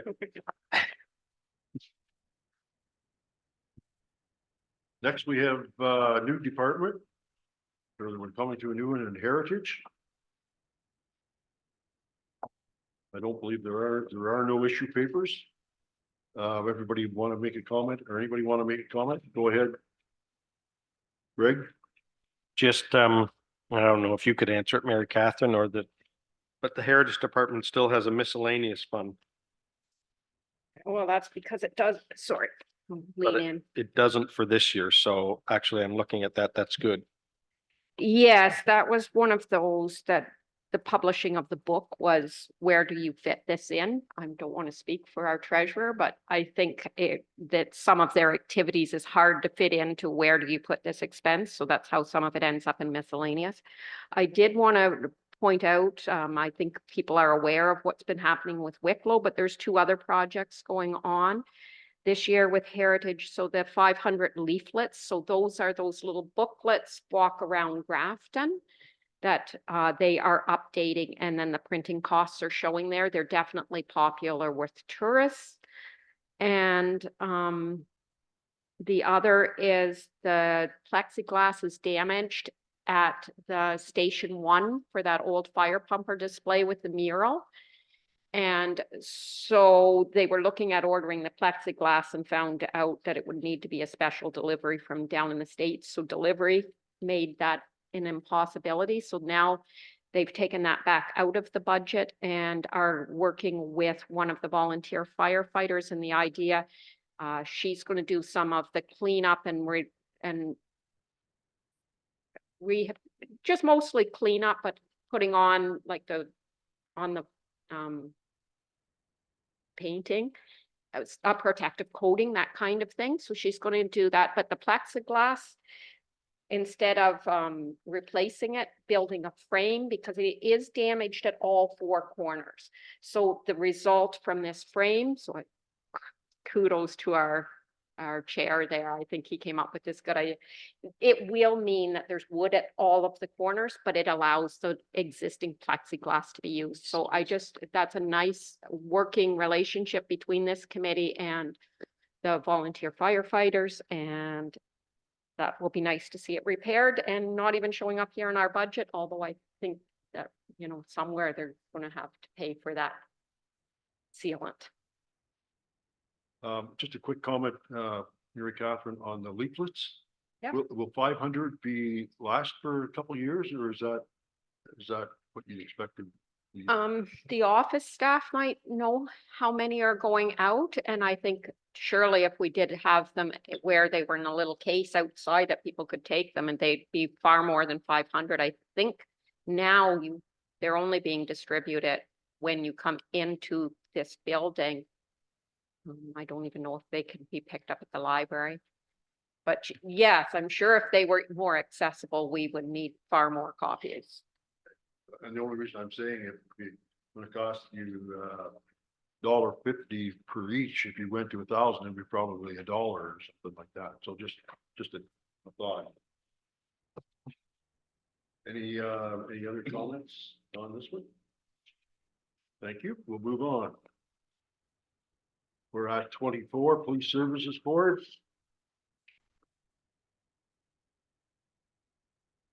Questions or comments on this one? Go ahead, Mike. To you, Mayor, I just had a question on if the ATV OPP patrol, that $24,000, is that part of our contribution? Or because if the county force is part of the patrol, I mean, everybody in the county uses that force. And I'd like to know if that $24,000 is our share or the total.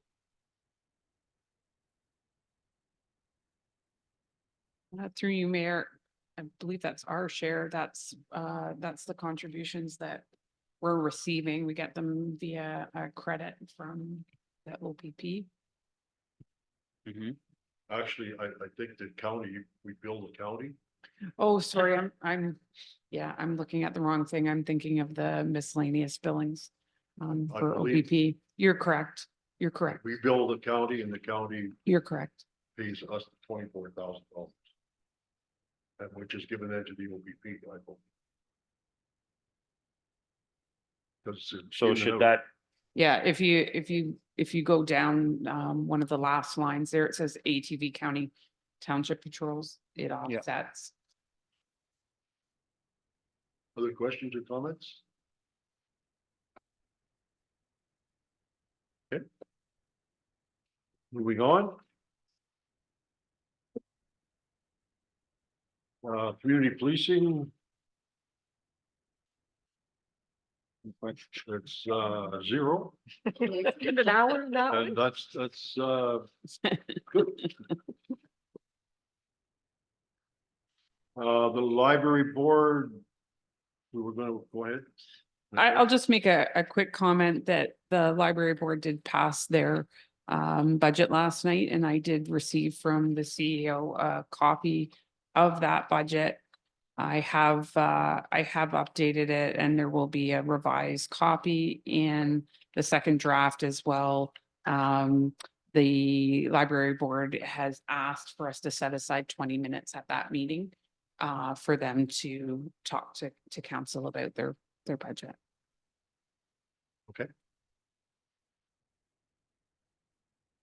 Further questions or comments from anybody? Mike, go ahead. through you, Mayor, I have a number of concerns when it comes to the library board here.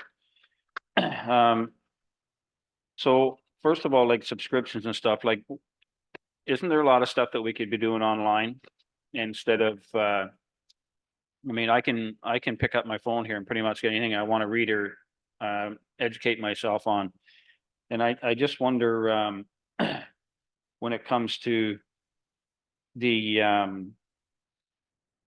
like, and even like, to me, like, this is a huge cost, $312,000 to run the library, and we got 3 of them.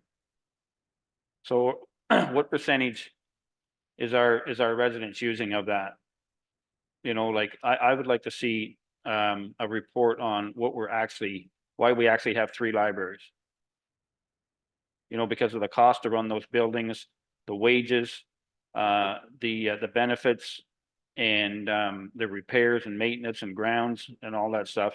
It's another huge cost to us, which really equates to what is the value of it. That's a good question, and we only have the really representative here is the treasurer who does the books for that group. And I think we should wait for that question to The other thing I don't see in here is litigation cost. Through you, Mayor, that's been addressed in their The new one? in their draft, in their second draft. Mary Catherine? I just want to remind my fellow counselor that we don't have any governance. It is our decision to decide what service, and they deliver the service. So if we look at the amount we're giving, is that in line with what is being given to similar sized libraries? How they decide to spend it is their decision because they're the governance for it. But is that in line with what is being given in other municipalities? And I will send you the link where you can look that up and compare to every other library in Ontario. Fantastic availability of statistics. And when you pull it apart, are we receiving value for service? So I think, and I know that when we had our library chair, the board chair here earlier this year, he did talk about how, in fact, they are being funded at a reasonable level and that they have their goal is to bring the number of users more in line because they are in fact a lower level of usage than other libraries. So anyway, whether they do 2 or 3 libraries, that's entirely the library board's decision and we don't have any impact on it. And in fact, if you think about this, and now I'm jumping off into my counselor brain here, that's part of our cost recovery on these facilities already. So, you know, if they don't use that space, we don't get that revenue from them. Well, it just seems to me that if it's $312,000 they're asking for the budget of taxpayers' money, I'd like to see what it's actually for and you know, the percentage of it right there, you know, divide that by the 72,266. It's 1%. So I mean, I just don't know why we have to have 3 of them. I know that if they have 3 of them, it's up to them, but it seems like we're funding it. So, and I'm not too, I wouldn't be in favor of that final cost. I think this whole thing needs to be trimmed. Go ahead. Through you, Mayor, again, I think we should defer to the 20th. By all means, I can send a quick message to the CEO and ask that in their 20-minute presentation, if they don't mind touching on a couple of these subjects so that we have a better understanding of, you know, where the funds go. I will tell you that the updated draft is like a 0.2% impact to the overall levy from last year. So it's not a large increase to the levy. So just to put that out there, but I really think that we need to give them the opportunity to come and make their presentation so that everyone has a better understanding of, you know, how the library board is operating and how they came up with their budget. Thank you. Mayor, Yes. I would also like to, you know, just say like their last year's actual was 238,000, 1986, 312. What's that, a 90% increase? Were you seeing that? The actuals for last year.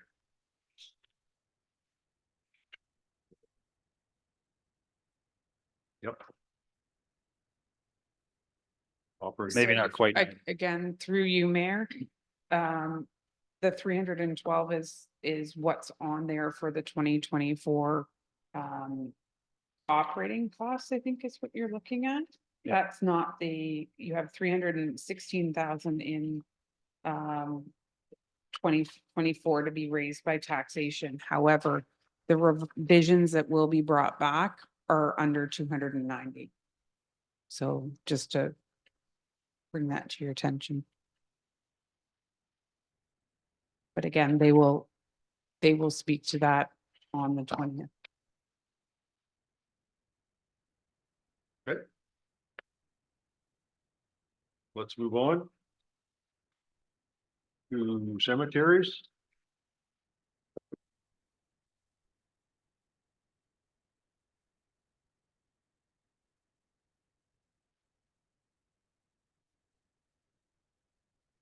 And we see a 5,000 or 0.08 percent decrease in the levy. I'll make a comment. Several years back, there was cemeteries was always a bone of contention. Not necessarily a budget time, but just in general, and I think we've got a pretty good handle on our cemeteries today.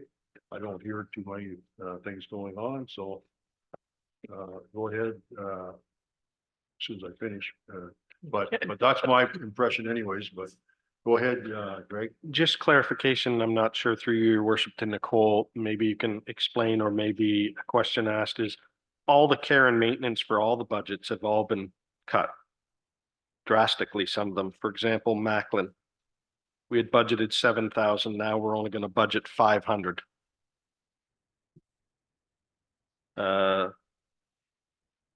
All of them, when you look at all of them, Centenary, we budgeted 1,000, we're 750. You go to the next page, Centenary maintenance, we budgeted 2,000, we're down to 500. Merrill, we would 2,000, we're down to 500. I'm just wondering, they seem to be pretty severe cuts. Is that just gone in there and somebody's just crossed them out? Because some of them don't make sense. For example, Cemetery, we had Centenary, we had budgeted 2,000, we spent 2,280, which is reasonable, but now we're cutting the budget down to $500. Or Merrill, we had budgeted 2,000, we actually spent 2,000, but now we're cutting it down to $500. We're sort of cutting ourselves pretty steep there. It doesn't seem reasonable. So through you, Mayor, when I was reviewing these with our administrative clerk who does the cemeteries, there's a few discussions, and again, not all of the 2023 actuals are finalized.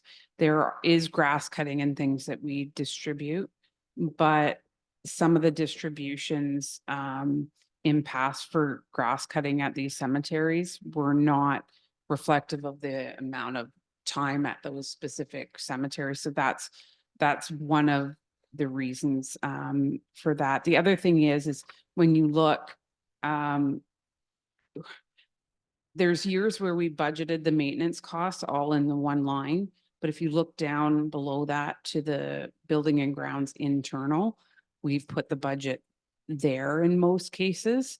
And that's because that internal is the budgeting for things like the grass cutting, sorry. So we only left like a small budget in the any other regular maintenance, because the grass cutting for a lot of these is really the only maintenance unless there's something that happens with a fence or something in that regard. The auditors have said that they prefer to see it there so that when they go to do their reconciliation, that they can go to Parks and Rec and see where the offset is. So, what was happening before is if I went and I put through that entry, which you can actually see in just maintenance, which I'm now going to have to reallocate in 2023, they would say, well, you budgeted for internal, but then it's not there. But you did do a transfer from Parks and Rec, and they end up doing a journal entry, which then creates more time. So I think I've just gone in a bit of a circle, but I think the maintenance costs for one have stayed fairly much the same. I think we've got most of them in around $2,000 to $2,500. As far as the care and maintenance, that's something I actually want to review. We have budgeted for care and maintenance income, but truly the care and maintenance comes in and then it goes into a trust. So it really ends up becoming a payable and going in there. So the other reason that the care and maintenance revenues you'll see have reduced, they're usually in conjunction of what we've budgeted for actual plot and cornerstone sales, because generally we only receive care and maintenance if we've sold a plot. The only other time is when someone has purchased a monument from the monument company, and then the monument company will carry maintenance fees onto us. So sometimes that happens, but I can't. I would prefer not to budget for that money because I don't know when someone's necessarily going to do that other than at the time of purchase of a plot. So So I guess, Nicole, then could you just explain to me, what's the difference then between maintenance and building and ground internal? Is building and grounds the actual grass cutting? So building and ground internal means that we're doing a transfer from Parks and Rec costs for grass cutting. And what would the maintenance be? So that's why you're only seeing a $500 maintenance budget in there, because that would be for anything else. Generally for cemeteries, it really is just the grass cutting. I think the only example that I can think of is Macklin, I believe that we had fence repairs more than, no, sorry, yeah, it was Macklin. Due to someone going through that intersection. Okay, thank you.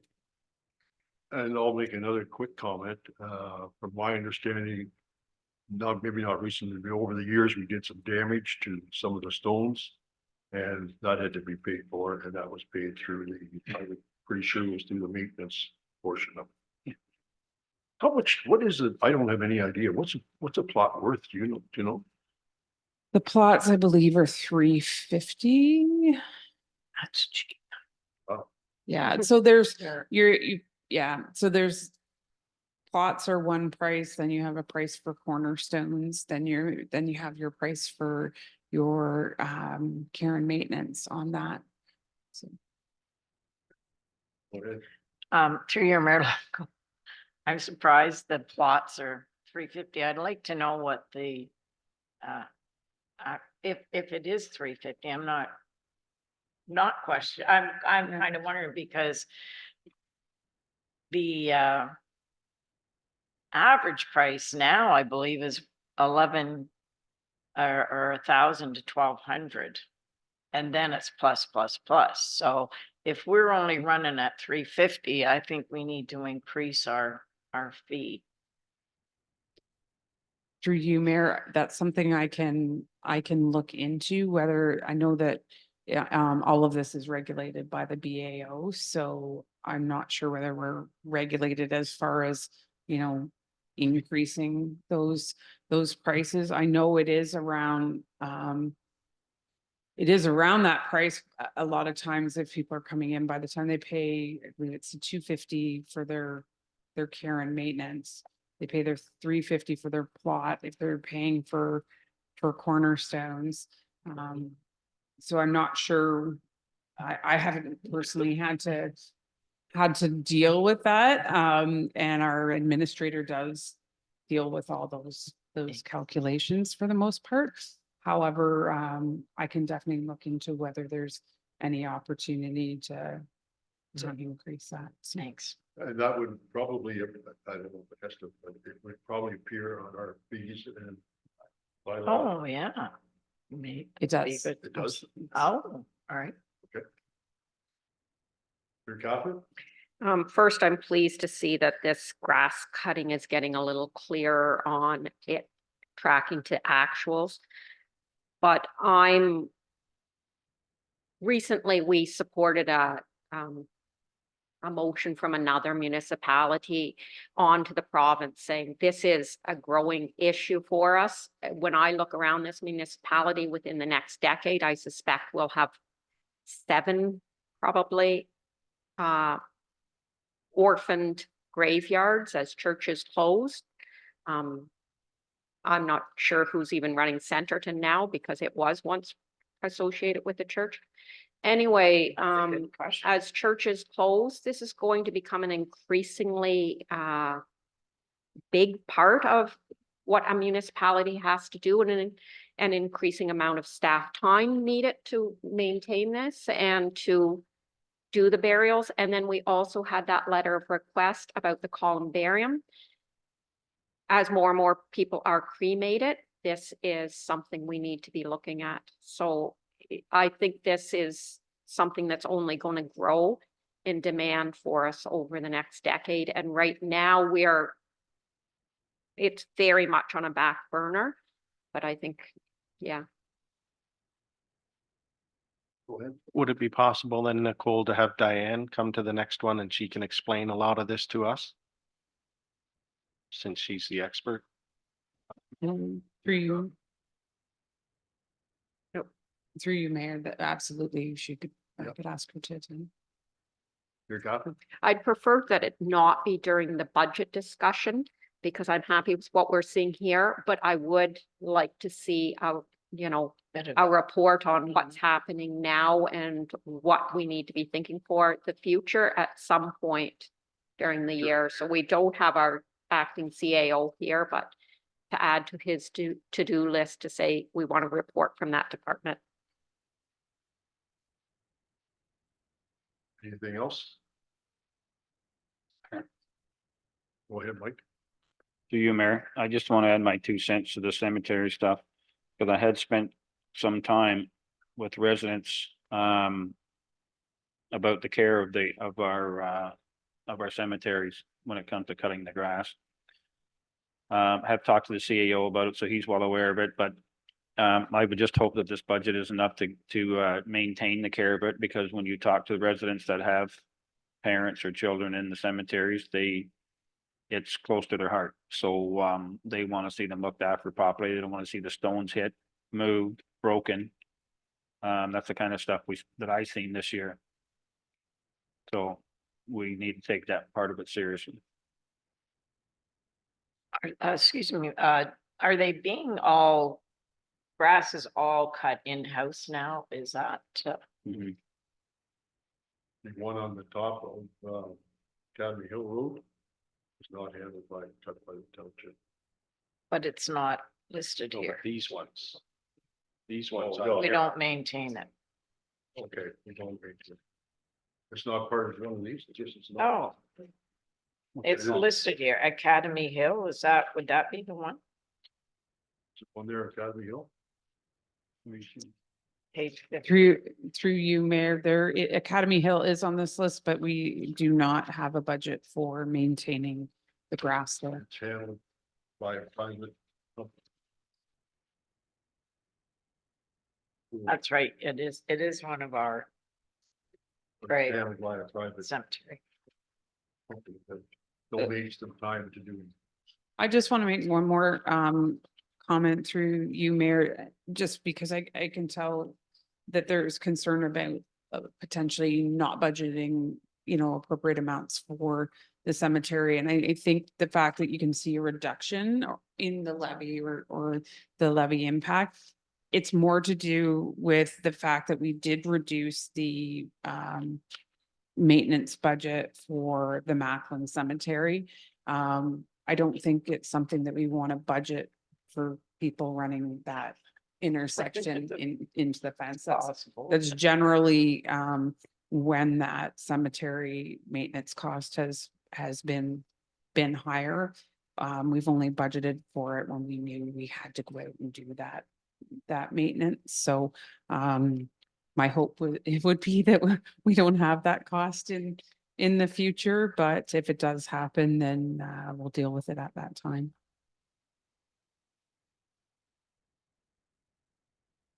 Okay, we're finished with cemeteries. Let's move on to environmental conservation. Page 52.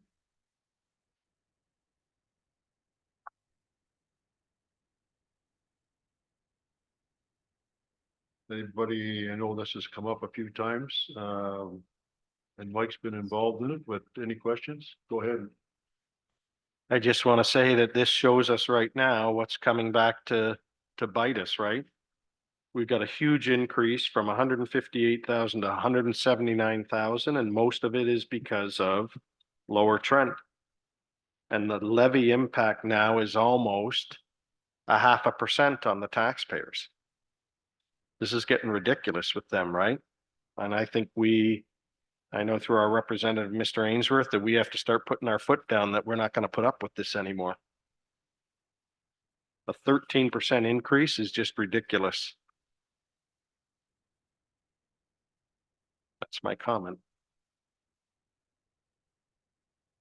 Yes, my only comment was, and I think we all know it, deleted their reserves, and because of they Yeah, deleted their exactly. reserves. that's That why was their strategy and it was inappropriate for them to be operating like that. So I and that's guess what if we're they looking did that and they make that decision, then they better look at staffing cuts or something, because if we were to do that with the fire and public works and everything, and then come forward with a 20-30% increase, they'd string us up. So they did what they did, and now they're gonna have to pay the piper. And I think next year they're gonna have to look at, well, guess what? And they hired new staff. They still hired some new staff too, didn't they, Mike? They cut some to bring it down, but Yeah, we cut one. So And they- there was two they wanted to hire and in the, at the meeting, we just asked them, which one do you want? So They picked added one, but they took away the. so in my opinion, it's like even adding one and increasing it 13% is ridiculous. If you played that game and you burnt up all your reserves, then you shouldn't be adding any staff at all. You should be looking at subtracting staff, but that's just my comment. I'm frustrated so much with them. Mary Catherine? I'm looking at this budget completely different than you, Counselor Booth. We're in the middle of a climate crisis, water issues and storm management and all of those things are going to impact us much, much more. I know we've had extensive discussions about culverts and the ability to deal with these rains that come so much faster than in the past. There is just nothing that I am looking at that says there's going to be any reduction in the cost for environmental and conservation moving forward. I only see this budget because somewhere it's got to show up what we're doing to deal with this extreme weather. Just a comment, perhaps true. I'm not saying anything, but who's gonna pay for that? And exactly. So, I mean, we've got to be thinking that way that who is paying for it? We can say we don't want to pay for it and stomp our feet, but that's useless. Somebody's going to have to pay somewhere.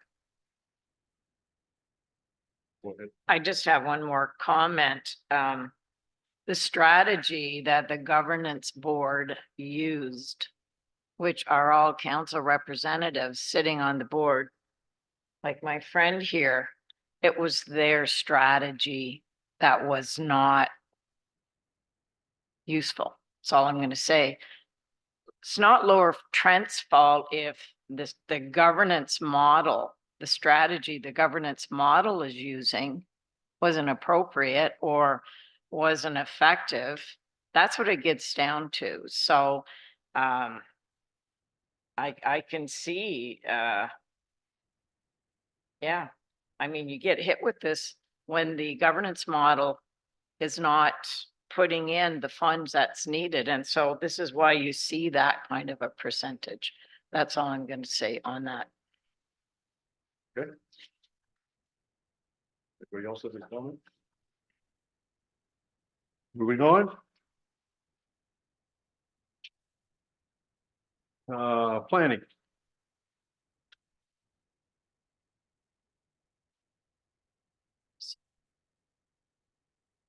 And there is an issue paper, but then you have anybody have any questions on the budget? Mary Catherine? I'm just looking at the engineering fees that are associated with new developments coming on. I think we should be, as a council, prepared to pay well to get really good engineering advice and direction at the beginning of these agreements, because that's what plays out for years forward. And when we're looking at things like the new development just south that we're supposedly uploading those roads and sidewalks, if we don't get those agreements right, the impact is 10 and 12 years down the road. And I think if we fight and get everything we possibly can into the agreements in the first place, it will pay benefits to us down the road. So anyway, having said that, it's the contracted services at 3,000 that I'm I think is low. Go ahead, go ahead. I guess my only question for clarification is on page 54 of 54. Talks about capital thing, and we're looking for 2 new workstations at $5,000 and a new computer for 3. Who's the 2 workstations for?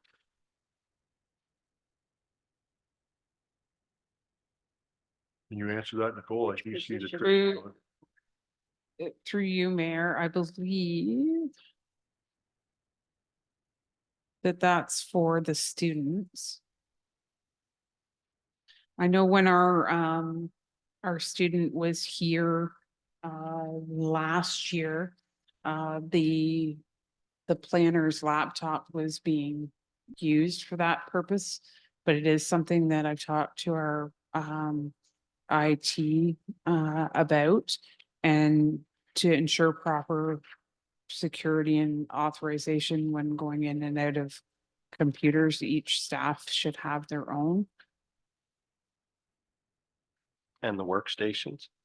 I mean, I could answer back about the computer with us having IT and looking at all our laptops and everything. I'm sure that we have a laptop that a staff member is getting replaced, that we can give their laptop to the student.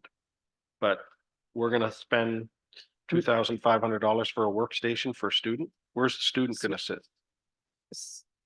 Sorry, through you, Mayor, I was thinking we were talking about the computers. We're talking about the Both, actually. actual, so I think that that was put in as part of the discussion around furniture and equipment being moved around if the building department was moving out of this building. I believe that Draft table went on that as well or something?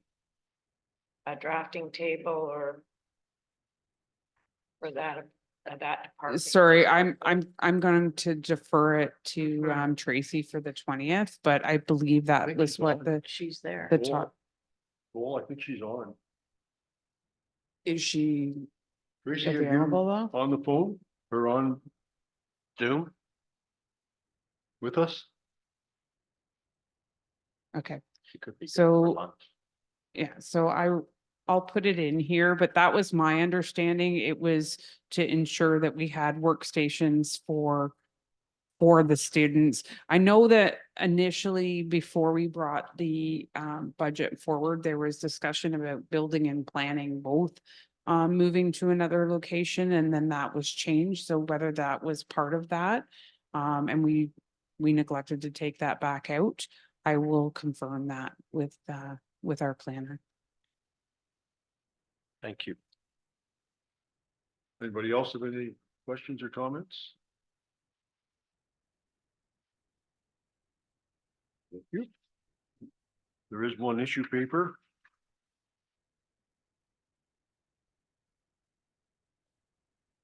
And it looks like they're wishing to add $20,000 into reserves. That basically, like, I guess. Questions, comments?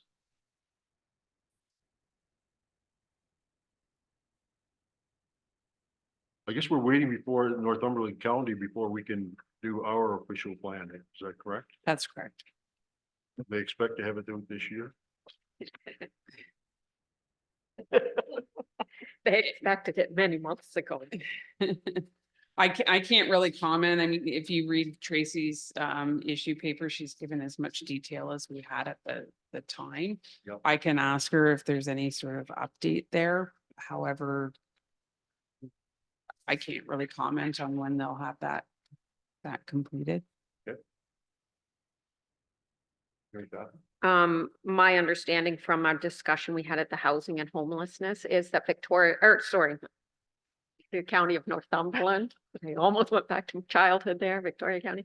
Anyway, Northumberland County doesn't want to release their official plan while there continues to be changes from the province.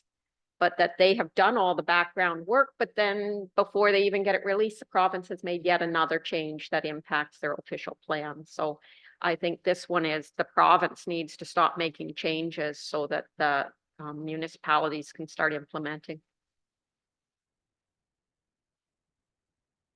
I think that has happened more than once that they've been trying to do it, so whether we get a chance to do it in 2024 or not is another consideration. Go ahead, Mike. You, Mayor, this was probably my best conversation at Roma. This official plan, the provincial policy statement. And for us as a municipality to try to raise our tax base through severances and homes and all the red tape that we have to go through. So there was a big conversation around the municipality having their own say. And as far as the provincial policy statement goes, that we have the final say on severances. Everybody agreed that they don't know how much power that has. Right? Because I mean, even if we go down to the planner, she will say that we have the last say, but no one wants to have the last say in case we get our hands slapped from the province. But it's in there. So it was a great conversation. Roma's actually, I've been in touch with our district rep since Roma and with a few emails. And so hopefully it's something that they're going to take on and help to get both the province and, you know, counties. And literally, I would like to see us in charge of our own destiny. We know what our land is. We know what it's used for. We're not just going to make stupid decisions without doing our due diligence. And I would like to see in our official plan that we actually have the power to make a decision for a resident when it comes to lot designation. But that's not to say what here, but just in the future, what's going on. Yep. So everybody's having the same problem and everybody's kind of screaming about it. Of all the red tape that we got. Okay. Everybody okay? We continue on to the last of it? Oh. Well, take a break. That's it. No, we haven't got reserves yet. Oh. Is there any questions about the reserves? I think touched on most of them, I think, as we were going through the departments, but Well, we're taking from reserves, the working capital of $338,000. And I don't see where that going through that. Is that going to some specific place, Nicole, or? if you hold on a moment, I'm going to open that file. However, I can tell you that there was some coming from working capital for the fire department was discussed as part of the procurement plan. Just give me a moment. I have to, I've made any notes in there.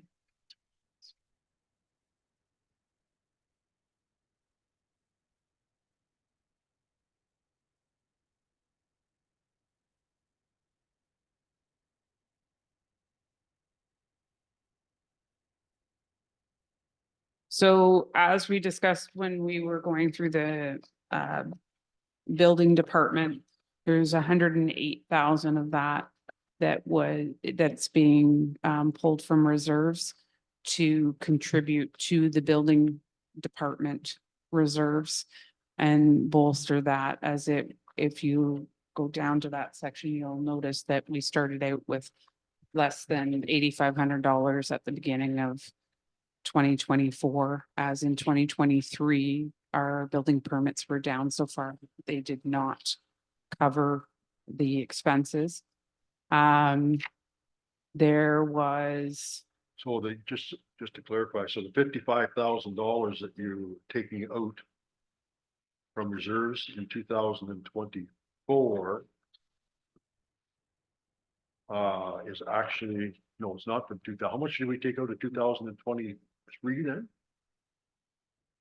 110,000, I believe. Okay, 110,000, okay. Sorry. There was another 65,000 for capital upgrades as well in the building department, but I think we said that 45 of that I need to have another look at that because we said that we were going to remove that. Okay. As well, there were funds in the fire department, in excess of the funds covered by debenture and the current fire reserves that were coming from there.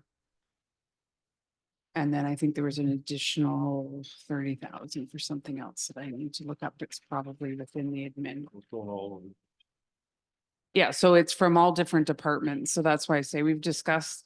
What I wanted to be able to do with this is just give you a summary of, we've talked about where we're going to contribute things or what we're proposing to contribute from reserves, either from the issue papers or within each budget.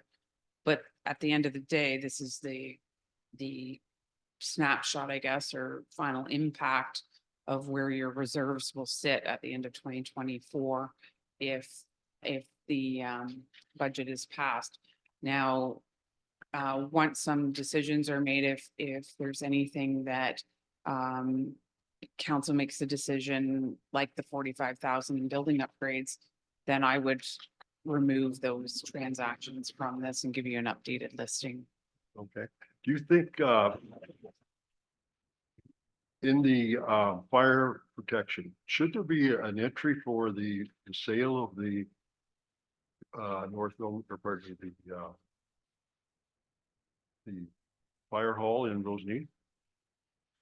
So in 2023, that building was sold and Okay. it did go into reserves. Into A the fire- portion of that was used towards the building upgrades in the fire department. So Okay. the 28,899 that you see remaining there Okay. is from that. Do you think it's a good idea for the animal control to remain at $56,000? So that those funds are there for animal services. That was from the final proceeds from the joint animal services. And I think my report to council did say that that's where it was recommended that those funds go, and that was approved by council. I would recommend that at this time, unless we find that there's any kind of influx in costs that come about in the animal control area, that those funds will stay there. The problem with trying to move those to other places is that some of these funds were actually contributed to that organization by donation for that purpose. So to use it for any other purpose could potentially cause issues. And I think that was, if you go back to my report, I can't remember what the date of it was. I think it was in late 2023. That was what the recommendation was. But the fact that we got that, did we get all of the, or a lot of that money from the sale of that building? So there was two transactions that happened, and it was split based on the I think it was done by per capita. I have to go back and look. I have all the details on that. However, that is now done. So they started out with an initial amount, and then this was the final contribution once the final audit was done. Okay, so. But we did receive that as well.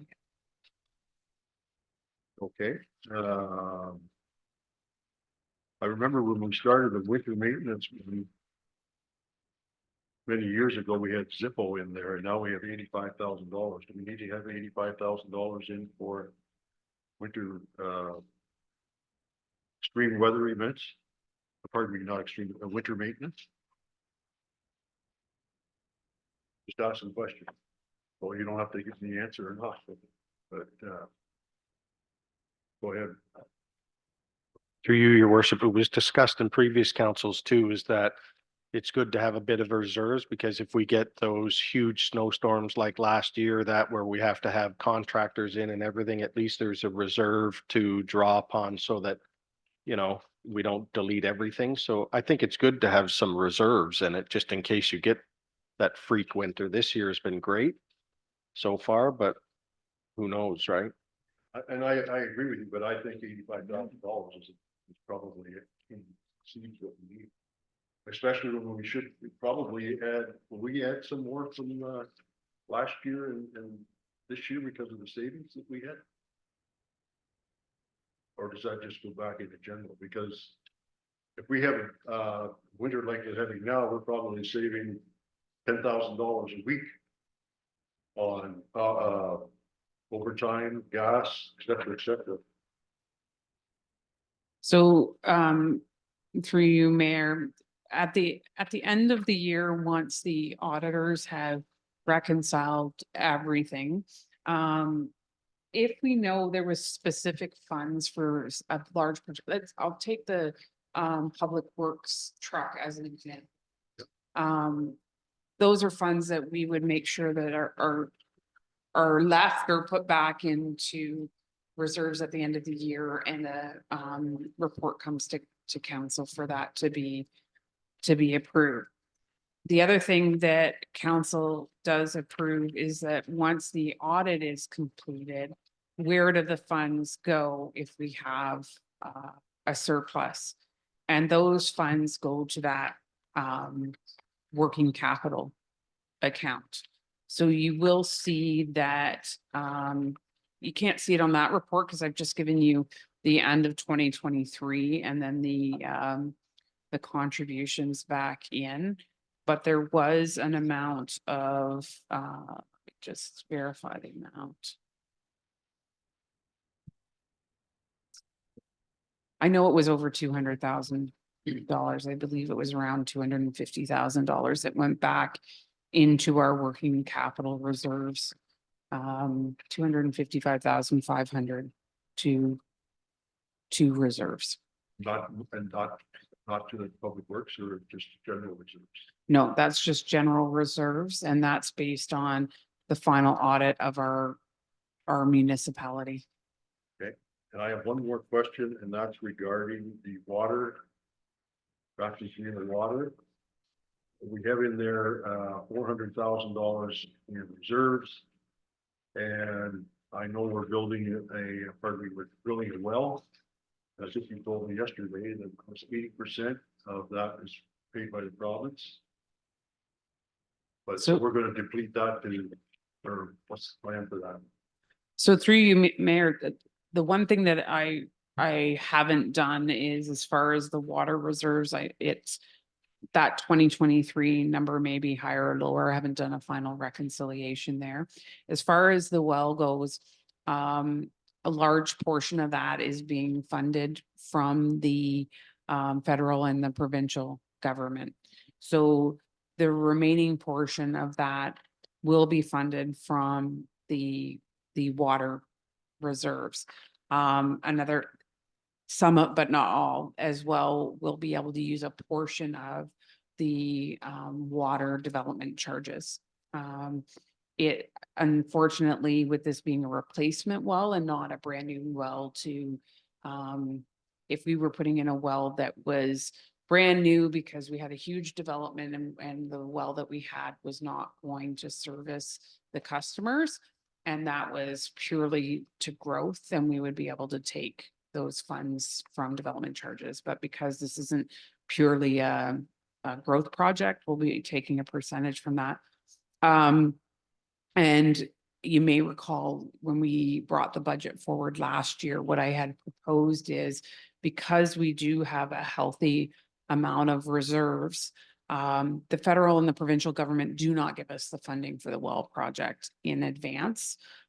So it was proposed is that as we need the funds, once we have used up the already budgeted amounts that are beyond the federal and provincial amount, that we would use working capital reserves and then replace that as we started getting the funding back. We are doing, we have to do annual reporting where I give them all the invoices and that sort of thing.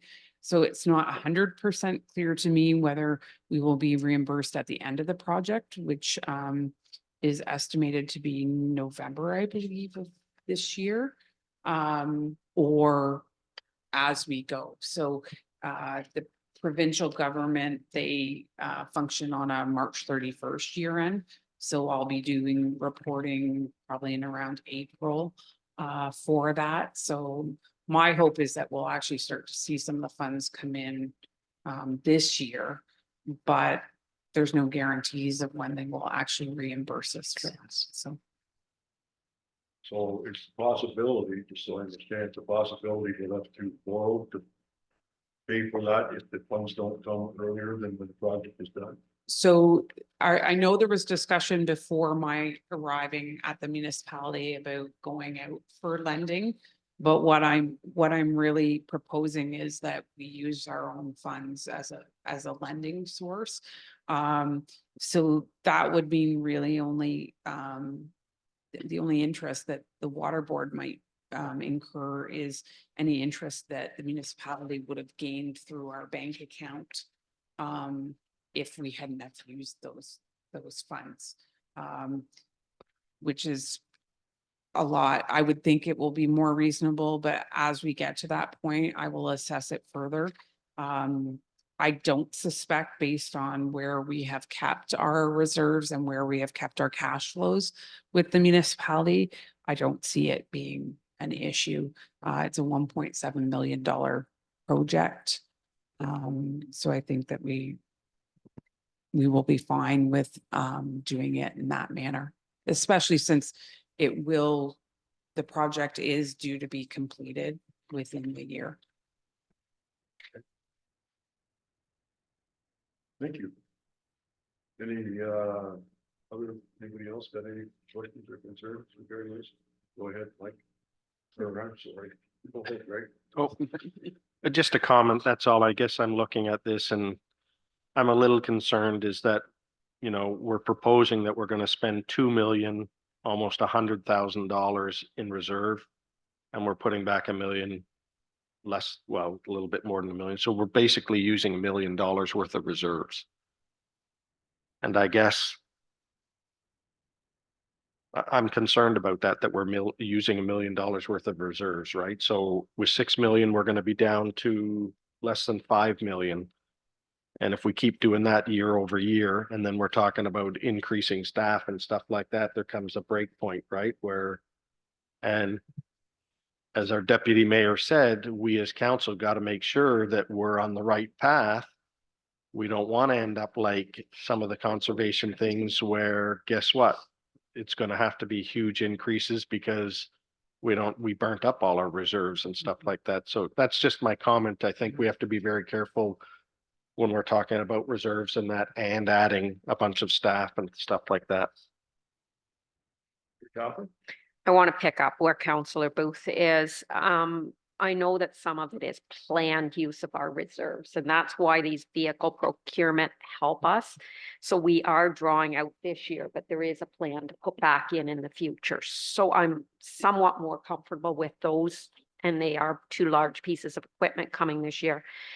The modernization, again, that's something we should have been using, and it's good that we now have an actual plan for use. But even having said that, I'm looking at probably just over 200,000 that there is no plan for. That's just a backward step on it. So it's not the full $1 million that's a backward step on it, I don't think, but any backward step is something that we should think about. I'd be interested in seeing how you come up with that. I'm just looking at the 2 vehicles, and it would be good if our treasurer was actually, but the 267,000 for a vehicle in Public Works, and then 377,000 for vehicle at fire, which is 644,000 for vehicles, then the 150,000 approximately from the modernization brings us to the 794. And those are, I see as planned uses of reserves, which doesn't send off all kinds of red flags for me, but the others are just depletion of reserves. So My question to you we are hiring additional staff. Oh, I want to come to that one later. Mike, Through you, Mayor. Should there be a line for interest on this money? Curious. I don't know what the answer to that is. Like, it shouldn't be. No, any interesting income that is made is shown in the income of the municipality. The only time that we add the interest in is actually on the development charges. So you will find in those reserve funds that we do accumulate the interest into that. Historically, we've always recorded the interest on the reserve as part of the revenues that the municipality is making. So that's why you'll find in the administration budget that we do have like an investment income line or an interest income. And that's why. So we are gaining some interest on these funds more now. My recent discussion with our bank was that normally he might be looking to convince me to take funds out of our general bank account and look at options for investing, but with the agreement that we've had for such a long time with the bank, we're actually receiving a good interest rate on our account right now. Once interest rates come back down, then that's probably a discussion that I want to have with him again to maybe move some of those funds into something that will gain us more interest income. But it does, but to answer Mike's question, just so I understand, you are actually showing that projecting some interest coming in and was put Correct. into Correct. reserves. And and I don't know, maybe I missed it, but there are some expenses that we're suggesting we're gonna have to borrow money or lend money, I think is the right word for it in here, for the fire trucks. Is there any interest payments that calculated in those? So for payments on the debentures that we would get on any lending on the procurement of the fire vehicles, there will definitely be an interest payment. And you'll see that within currently within the fire budget and the public works budget where we're paying for a debenture right now. We split that out between the principal and the interest payments so that you can actually see. But there's nothing in there for 2024. There is for the current emergency services building, that Station 1 or Station 3 and the Centerton Public Works. But if we purchase a vehicle and we have to borrow money to do that, should that not appear in the budget, or you'll do that next year? What I normally would try and do is if we're lending in 1 year, is set it up such that the payments would start in the following year so that we could then budget for it in that year. And that's how it's shown in the procurement No, schedule. that's the way Yeah. you did it too, for the other two buildings as well. Correct. You don't pay for the first year, you just pay the next year. Correct. Thank you. Anybody else? Seeing none, everybody's happy and satisfied and, Waiting for their answer. Sorry. oh, Mary Catherine? I don't have more on the reserves other than I want to flag that I still think we are falling behind in anything we can do to make sure we're not. The planned ones, as I say, that's fine, but I do have some general comments and in particular about this budget and overall, if I could. Is this the time? Yeah, sure. Okay, so when we started this process and the 6.7%, there was a breakdown in that for COLA, and it is an expensive time. There is going to be a large increase. It was asset management. There was 2.4%, was it? And I'm assuming that has been interpreted that the asset that we're managing this year is our staff. And then there was the growth of 1.82%. but that just ends up disappearing. And I know Councillor Ainsworth, you are always, let's grow, grow, grow, but growth costs us money. And we haven't set any of that 1.82% for growth issues. We have that new Danforth, and it was good to hear in a way that it's not coming forward because we already have safety walking issues in that area and up to the school there, and also with the other school, and safety issues with sidewalks. Well, in my mind, those are where this 1.82% is.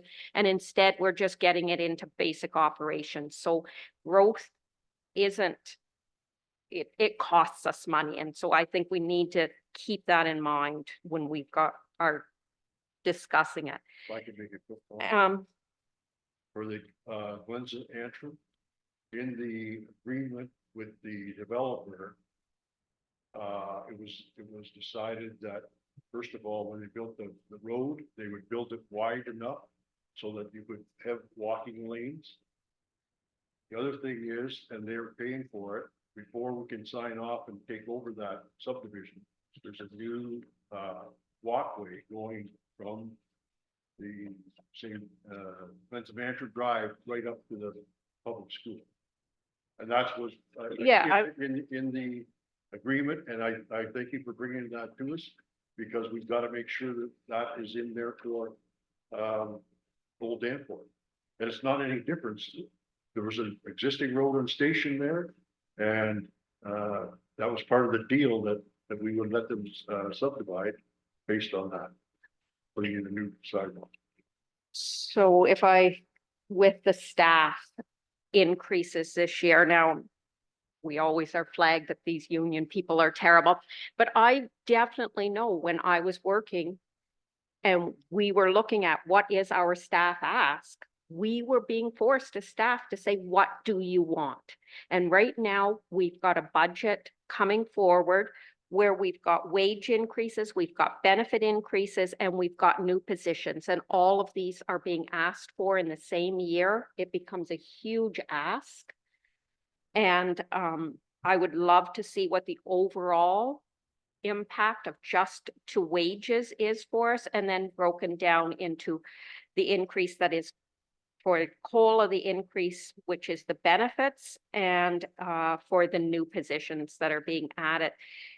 I think we're going to have to look at that one again. And is there cost recovery of it? Sorry, could you also add, is there any cost recovery for any of the positions as well? Yes, I think that within that whole number, we need to see it as a whole and then say, this is what we can afford as a whole. And then the staff having to say, okay, this is the number we have to get back into and be there. So without having all those numbers in front of me. Oh, the other thing I was going to mention is, interestingly, I got an email this morning about benefits and how resident sees that we can improve our situation. So I will forward that to you. It's a link to some information, which I have not even opened yet because it came during the meeting. But interestingly, there's a lot of balls in the air. I do totally appreciate as well that to do a lot of what we're doing may require some short-term input and then a long-term plan. And I think, that having that presented to us as this is our short-term so that we can get things working before we move to any long-term, this is what we need, especially since we don't have a fully complete operational plan here. Thank you. Go ahead, Joan. Through you, Mayor Logo. Again, Nicole, when you're saying the benefits, are they just running at 30% or are they running more? Because I did know, not here necessarily, but they usually accounted for like 35% more. But you're comfortable at saying that they are running at 30%? Through you, Mayor. Absolutely. Okay. on average, because when I'm doing each department's costings for staffing, I do look at what the cost of it, and part of the reason I do it is because when I'm doing all my estimates, I know it should be coming in around there just from historical. So if it's not, then that's kind of a twig to me that maybe there's something wrong in one of my calculations. I need to have a look at it. But I just want to remind you that when we're talking about benefits, we're not just talking about, you know, the medical and dental that employees get. We're talking about CPP, we're talking about EI, we're talking about OMERS, we're talking about the Employee Assistance Program. We're talking about WSIB, EHT. So all of those things, when you combine, it's the employer costs. So for instance, with CPP, the employer matches the cost that an employee would see taken off their pay. But EHT is something that the employer pays that the employee doesn't. OMERS is matching. And EI, it's actually a higher contribution for the employer than it is for the employees. So I just want to make sure that everyone understands that we're not just talking about, you know, medical, dental, life and disability kind of thing, that there's more to that number. That when I throw out 30%, Big compass. and in some encompasses. departments, it might be 30.6% and some of that is because we have a part-time element.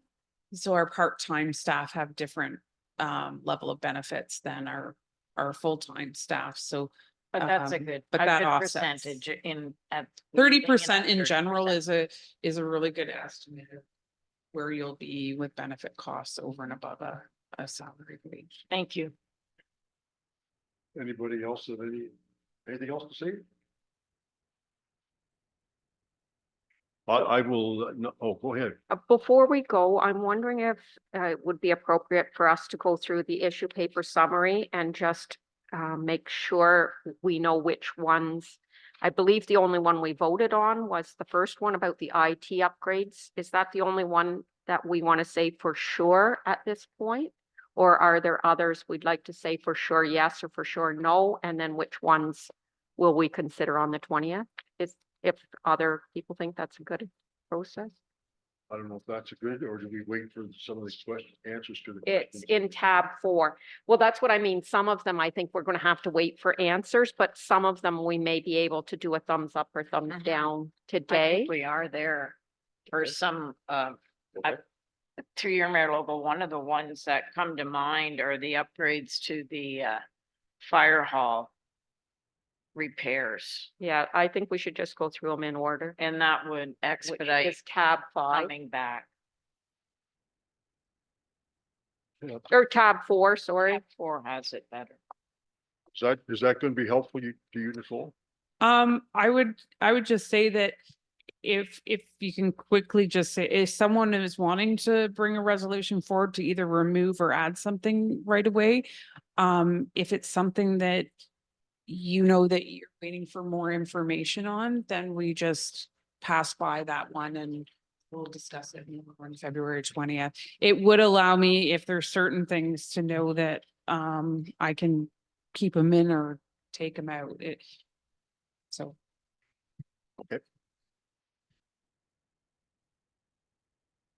We have a motion already that was approved yesterday for number 1.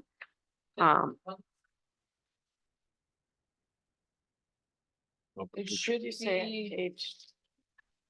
Oh, here we are. yeah, it's tab 4. There we go. She lit it, yeah, you did. If you don't have it, I can pull mine out and give it to you. And I It's, accept that electron. Behind it's just like this, and then it's the second one in. Oh, well, I can look at Mike if you want this one. That's Yeah. fine. Here, you can have this one. You can have that.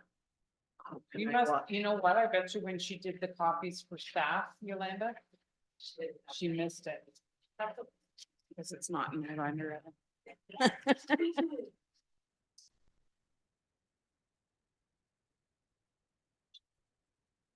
Okay, so then, do you want me to Yeah, you continue? can lead us. Okay, number 2, I think we want more information. Is that correct? Number 1 was a go. It's the only one we made the motion yesterday. So number 2 is more information. Is that also the case on number 3? The building permitting we also wanted information on that one. The building inspector one. I think that's, we asked 2 or 3 questions, about like how much, the other townships are paying. And we also asked for, what we were gonna be looking at as far as the costs that we were going to, put on to the building inspector fees. So I don't think we're ready to look at that yet, in my Okay, opinion. and and the office furniture and equipment. I recall a discussion about the amount. It's not sitting in front of us here. 45,000. No, that was the one underneath, which we said no to. I believe it was 15,000. 15, right, and yeah. we had some discussion whether that was the appropriate amount. Yeah, you can't prove that because we don't know the art of the building inspector. Okay. And then the next one, the building upgrade, the septic. I think Mayor or Deputy Mayor, you wanted to make that motion then to move ahead on that one? Can move on that one. And seconder. I guess you're sitting in the chair. Oh, no, go ahead. Okay. All in favor? Motion's carried. And then the Station 2 building upgrades, which were deferred from last year. I see you nodding. You want to make the motion? Second. All in favor? The commercial lawnmower, we wanted that to come back, correct? As well as the arena offer. Yep. Yes. Sorry, that was Greg and Mike, the first and second. Look at how I want to fly through, leave poor Yolanda in the dust. The commercial lawnmower, we wanted more information, the operator, more information, the bleachers and benches. That was a go. Okay, second by Mike, all in favor? Carried. The trail and gates and parking lot bollards and barrier. I think we needed more information on that. Going back to her to find out whether it's a gate or. And Mike, you mentioned if there were 2 entrances or something, or exactly, I think there was more information on that. Yeah. I think we could approve the amount and then get the description, or we can just leave it till the next day. Sorry, what? I would second that. Okay. All in favor? Carried. Okay, so planning to put more money in for the official plan update. I'd like to see more information. Well, I believe this was something that isn't through your mayor logo, that is just, we're putting in the official plan So- yearly. So, sorry, so through you, Mayor, so it's, yes, to put away an annual amount for the OP update, whether it happens this year or next year. So. Yeah, Oh, okay, how much you putting in? 10,000 a year over the next 2 years. Oh, it's a total Yeah. of 20,000? So, Yeah, but that's it's a over 2 years. 20,000 over 2 years. So 10,000 in the 2024 budget. All in favor? Yeah.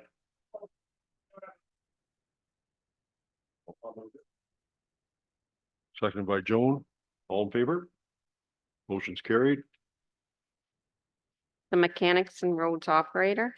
We needed more information on that. Okay. The public works equipment replacement. So that establishing that as a. I Sorry, think what are, we needed more Sorry. information on that as well, did we not? Yeah, we haven't talked about these. The next one's the water tank that we approved last year. I guess we might as well go ahead and approve it again this year. So I guess the question. One tank or two? We're doing one from last year's permission. Okay, fair enough. We defer that. Can we just approve the one tank? Well, my question was, we put money last year into it and they didn't spend it. And are they asking for the other one to be done plus the one from last year, or are they just, if it's just using the money that we had last year in reserves, then what's the difference? Replace, say, go ahead, but. Well, then it shouldn't show up here as levy, should it? So through you, Mayor, you're absolutely right. So I still need to clarify the answer to that Uh-huh. question because that changes how I have it reported in the So budget. let's leave it then. I'm not, what is the OCIF funding? I'd have to look at that one again. That's, will we accept the The money they're $875,000? gonna give us? Is that what? Correct. We get over, I think this year's contribution is a little over $800,000. Oh, yeah, we can put that into the reserve, sure. Who's making, am I making that motion? I'll make Yeah, the motion. So I think, I think that's for the listing, Yeah. yeah. yeah, I So think we'll that'd leave be a deferral. Okay. Yeah, perfect. And then that leaves us the last one, the Roseneath building upgrades. How much is that worth? 20. Okay. Second by Mike. Further discussion? All in favor? Mike, you're okay with that? Yep. Okay. So we passed 7. Good. And we removed one and we have questions for the others. What one did we remove? which one did we? The building, the canteen building upgrades. I mean, technically it didn't come Yes, forward, yes. but. Do you want a motion on that, since it's sitting there? I don't think we removed it. We needed more information, didn't Through you, Mayor, the CAO had asked that I remove it, but because it's on here and was published, it probably won't hurt to just do a resolution to remove it. and then Okay. Have it documented. I'll do a motion to remove the canteen building upgrades for 45,000. Seconder. Second by Deputy Mayor Stover. All in favor? Carried. Can we just go through your list of yeses again? I think I got an extra one. IT upgrades, canteen building No, No, is a wrong. That's probably perfect then.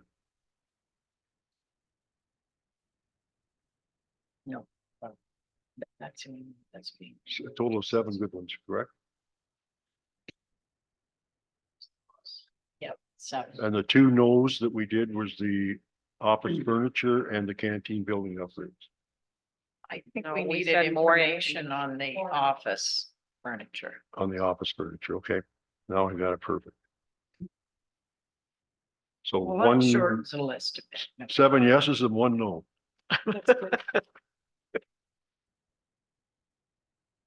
Okay. Everybody had enough for budget for the week? Confirm. And we'll have a closed meeting next Tuesday after council that meeting.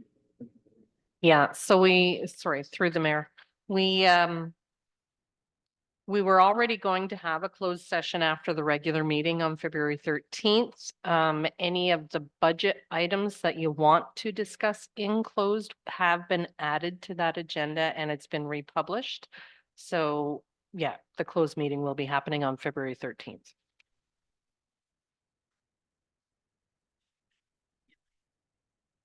Okay, anybody else have any questions, comments? Well, I'd like to thank particularly Nicole for doing all this hard work, other members of staff that are on the camera, as well as Yolanda and Alex for being your hard work and putting up with us. And I'm sure we're over halfway done, but there's still a few things to be settled yet. So thank you very much, everyone. I'll read the confirming bylaw.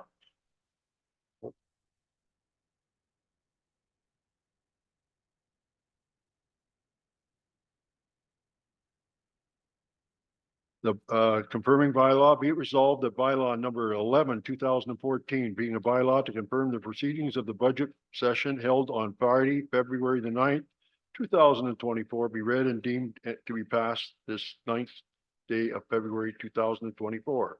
Mover and seconder.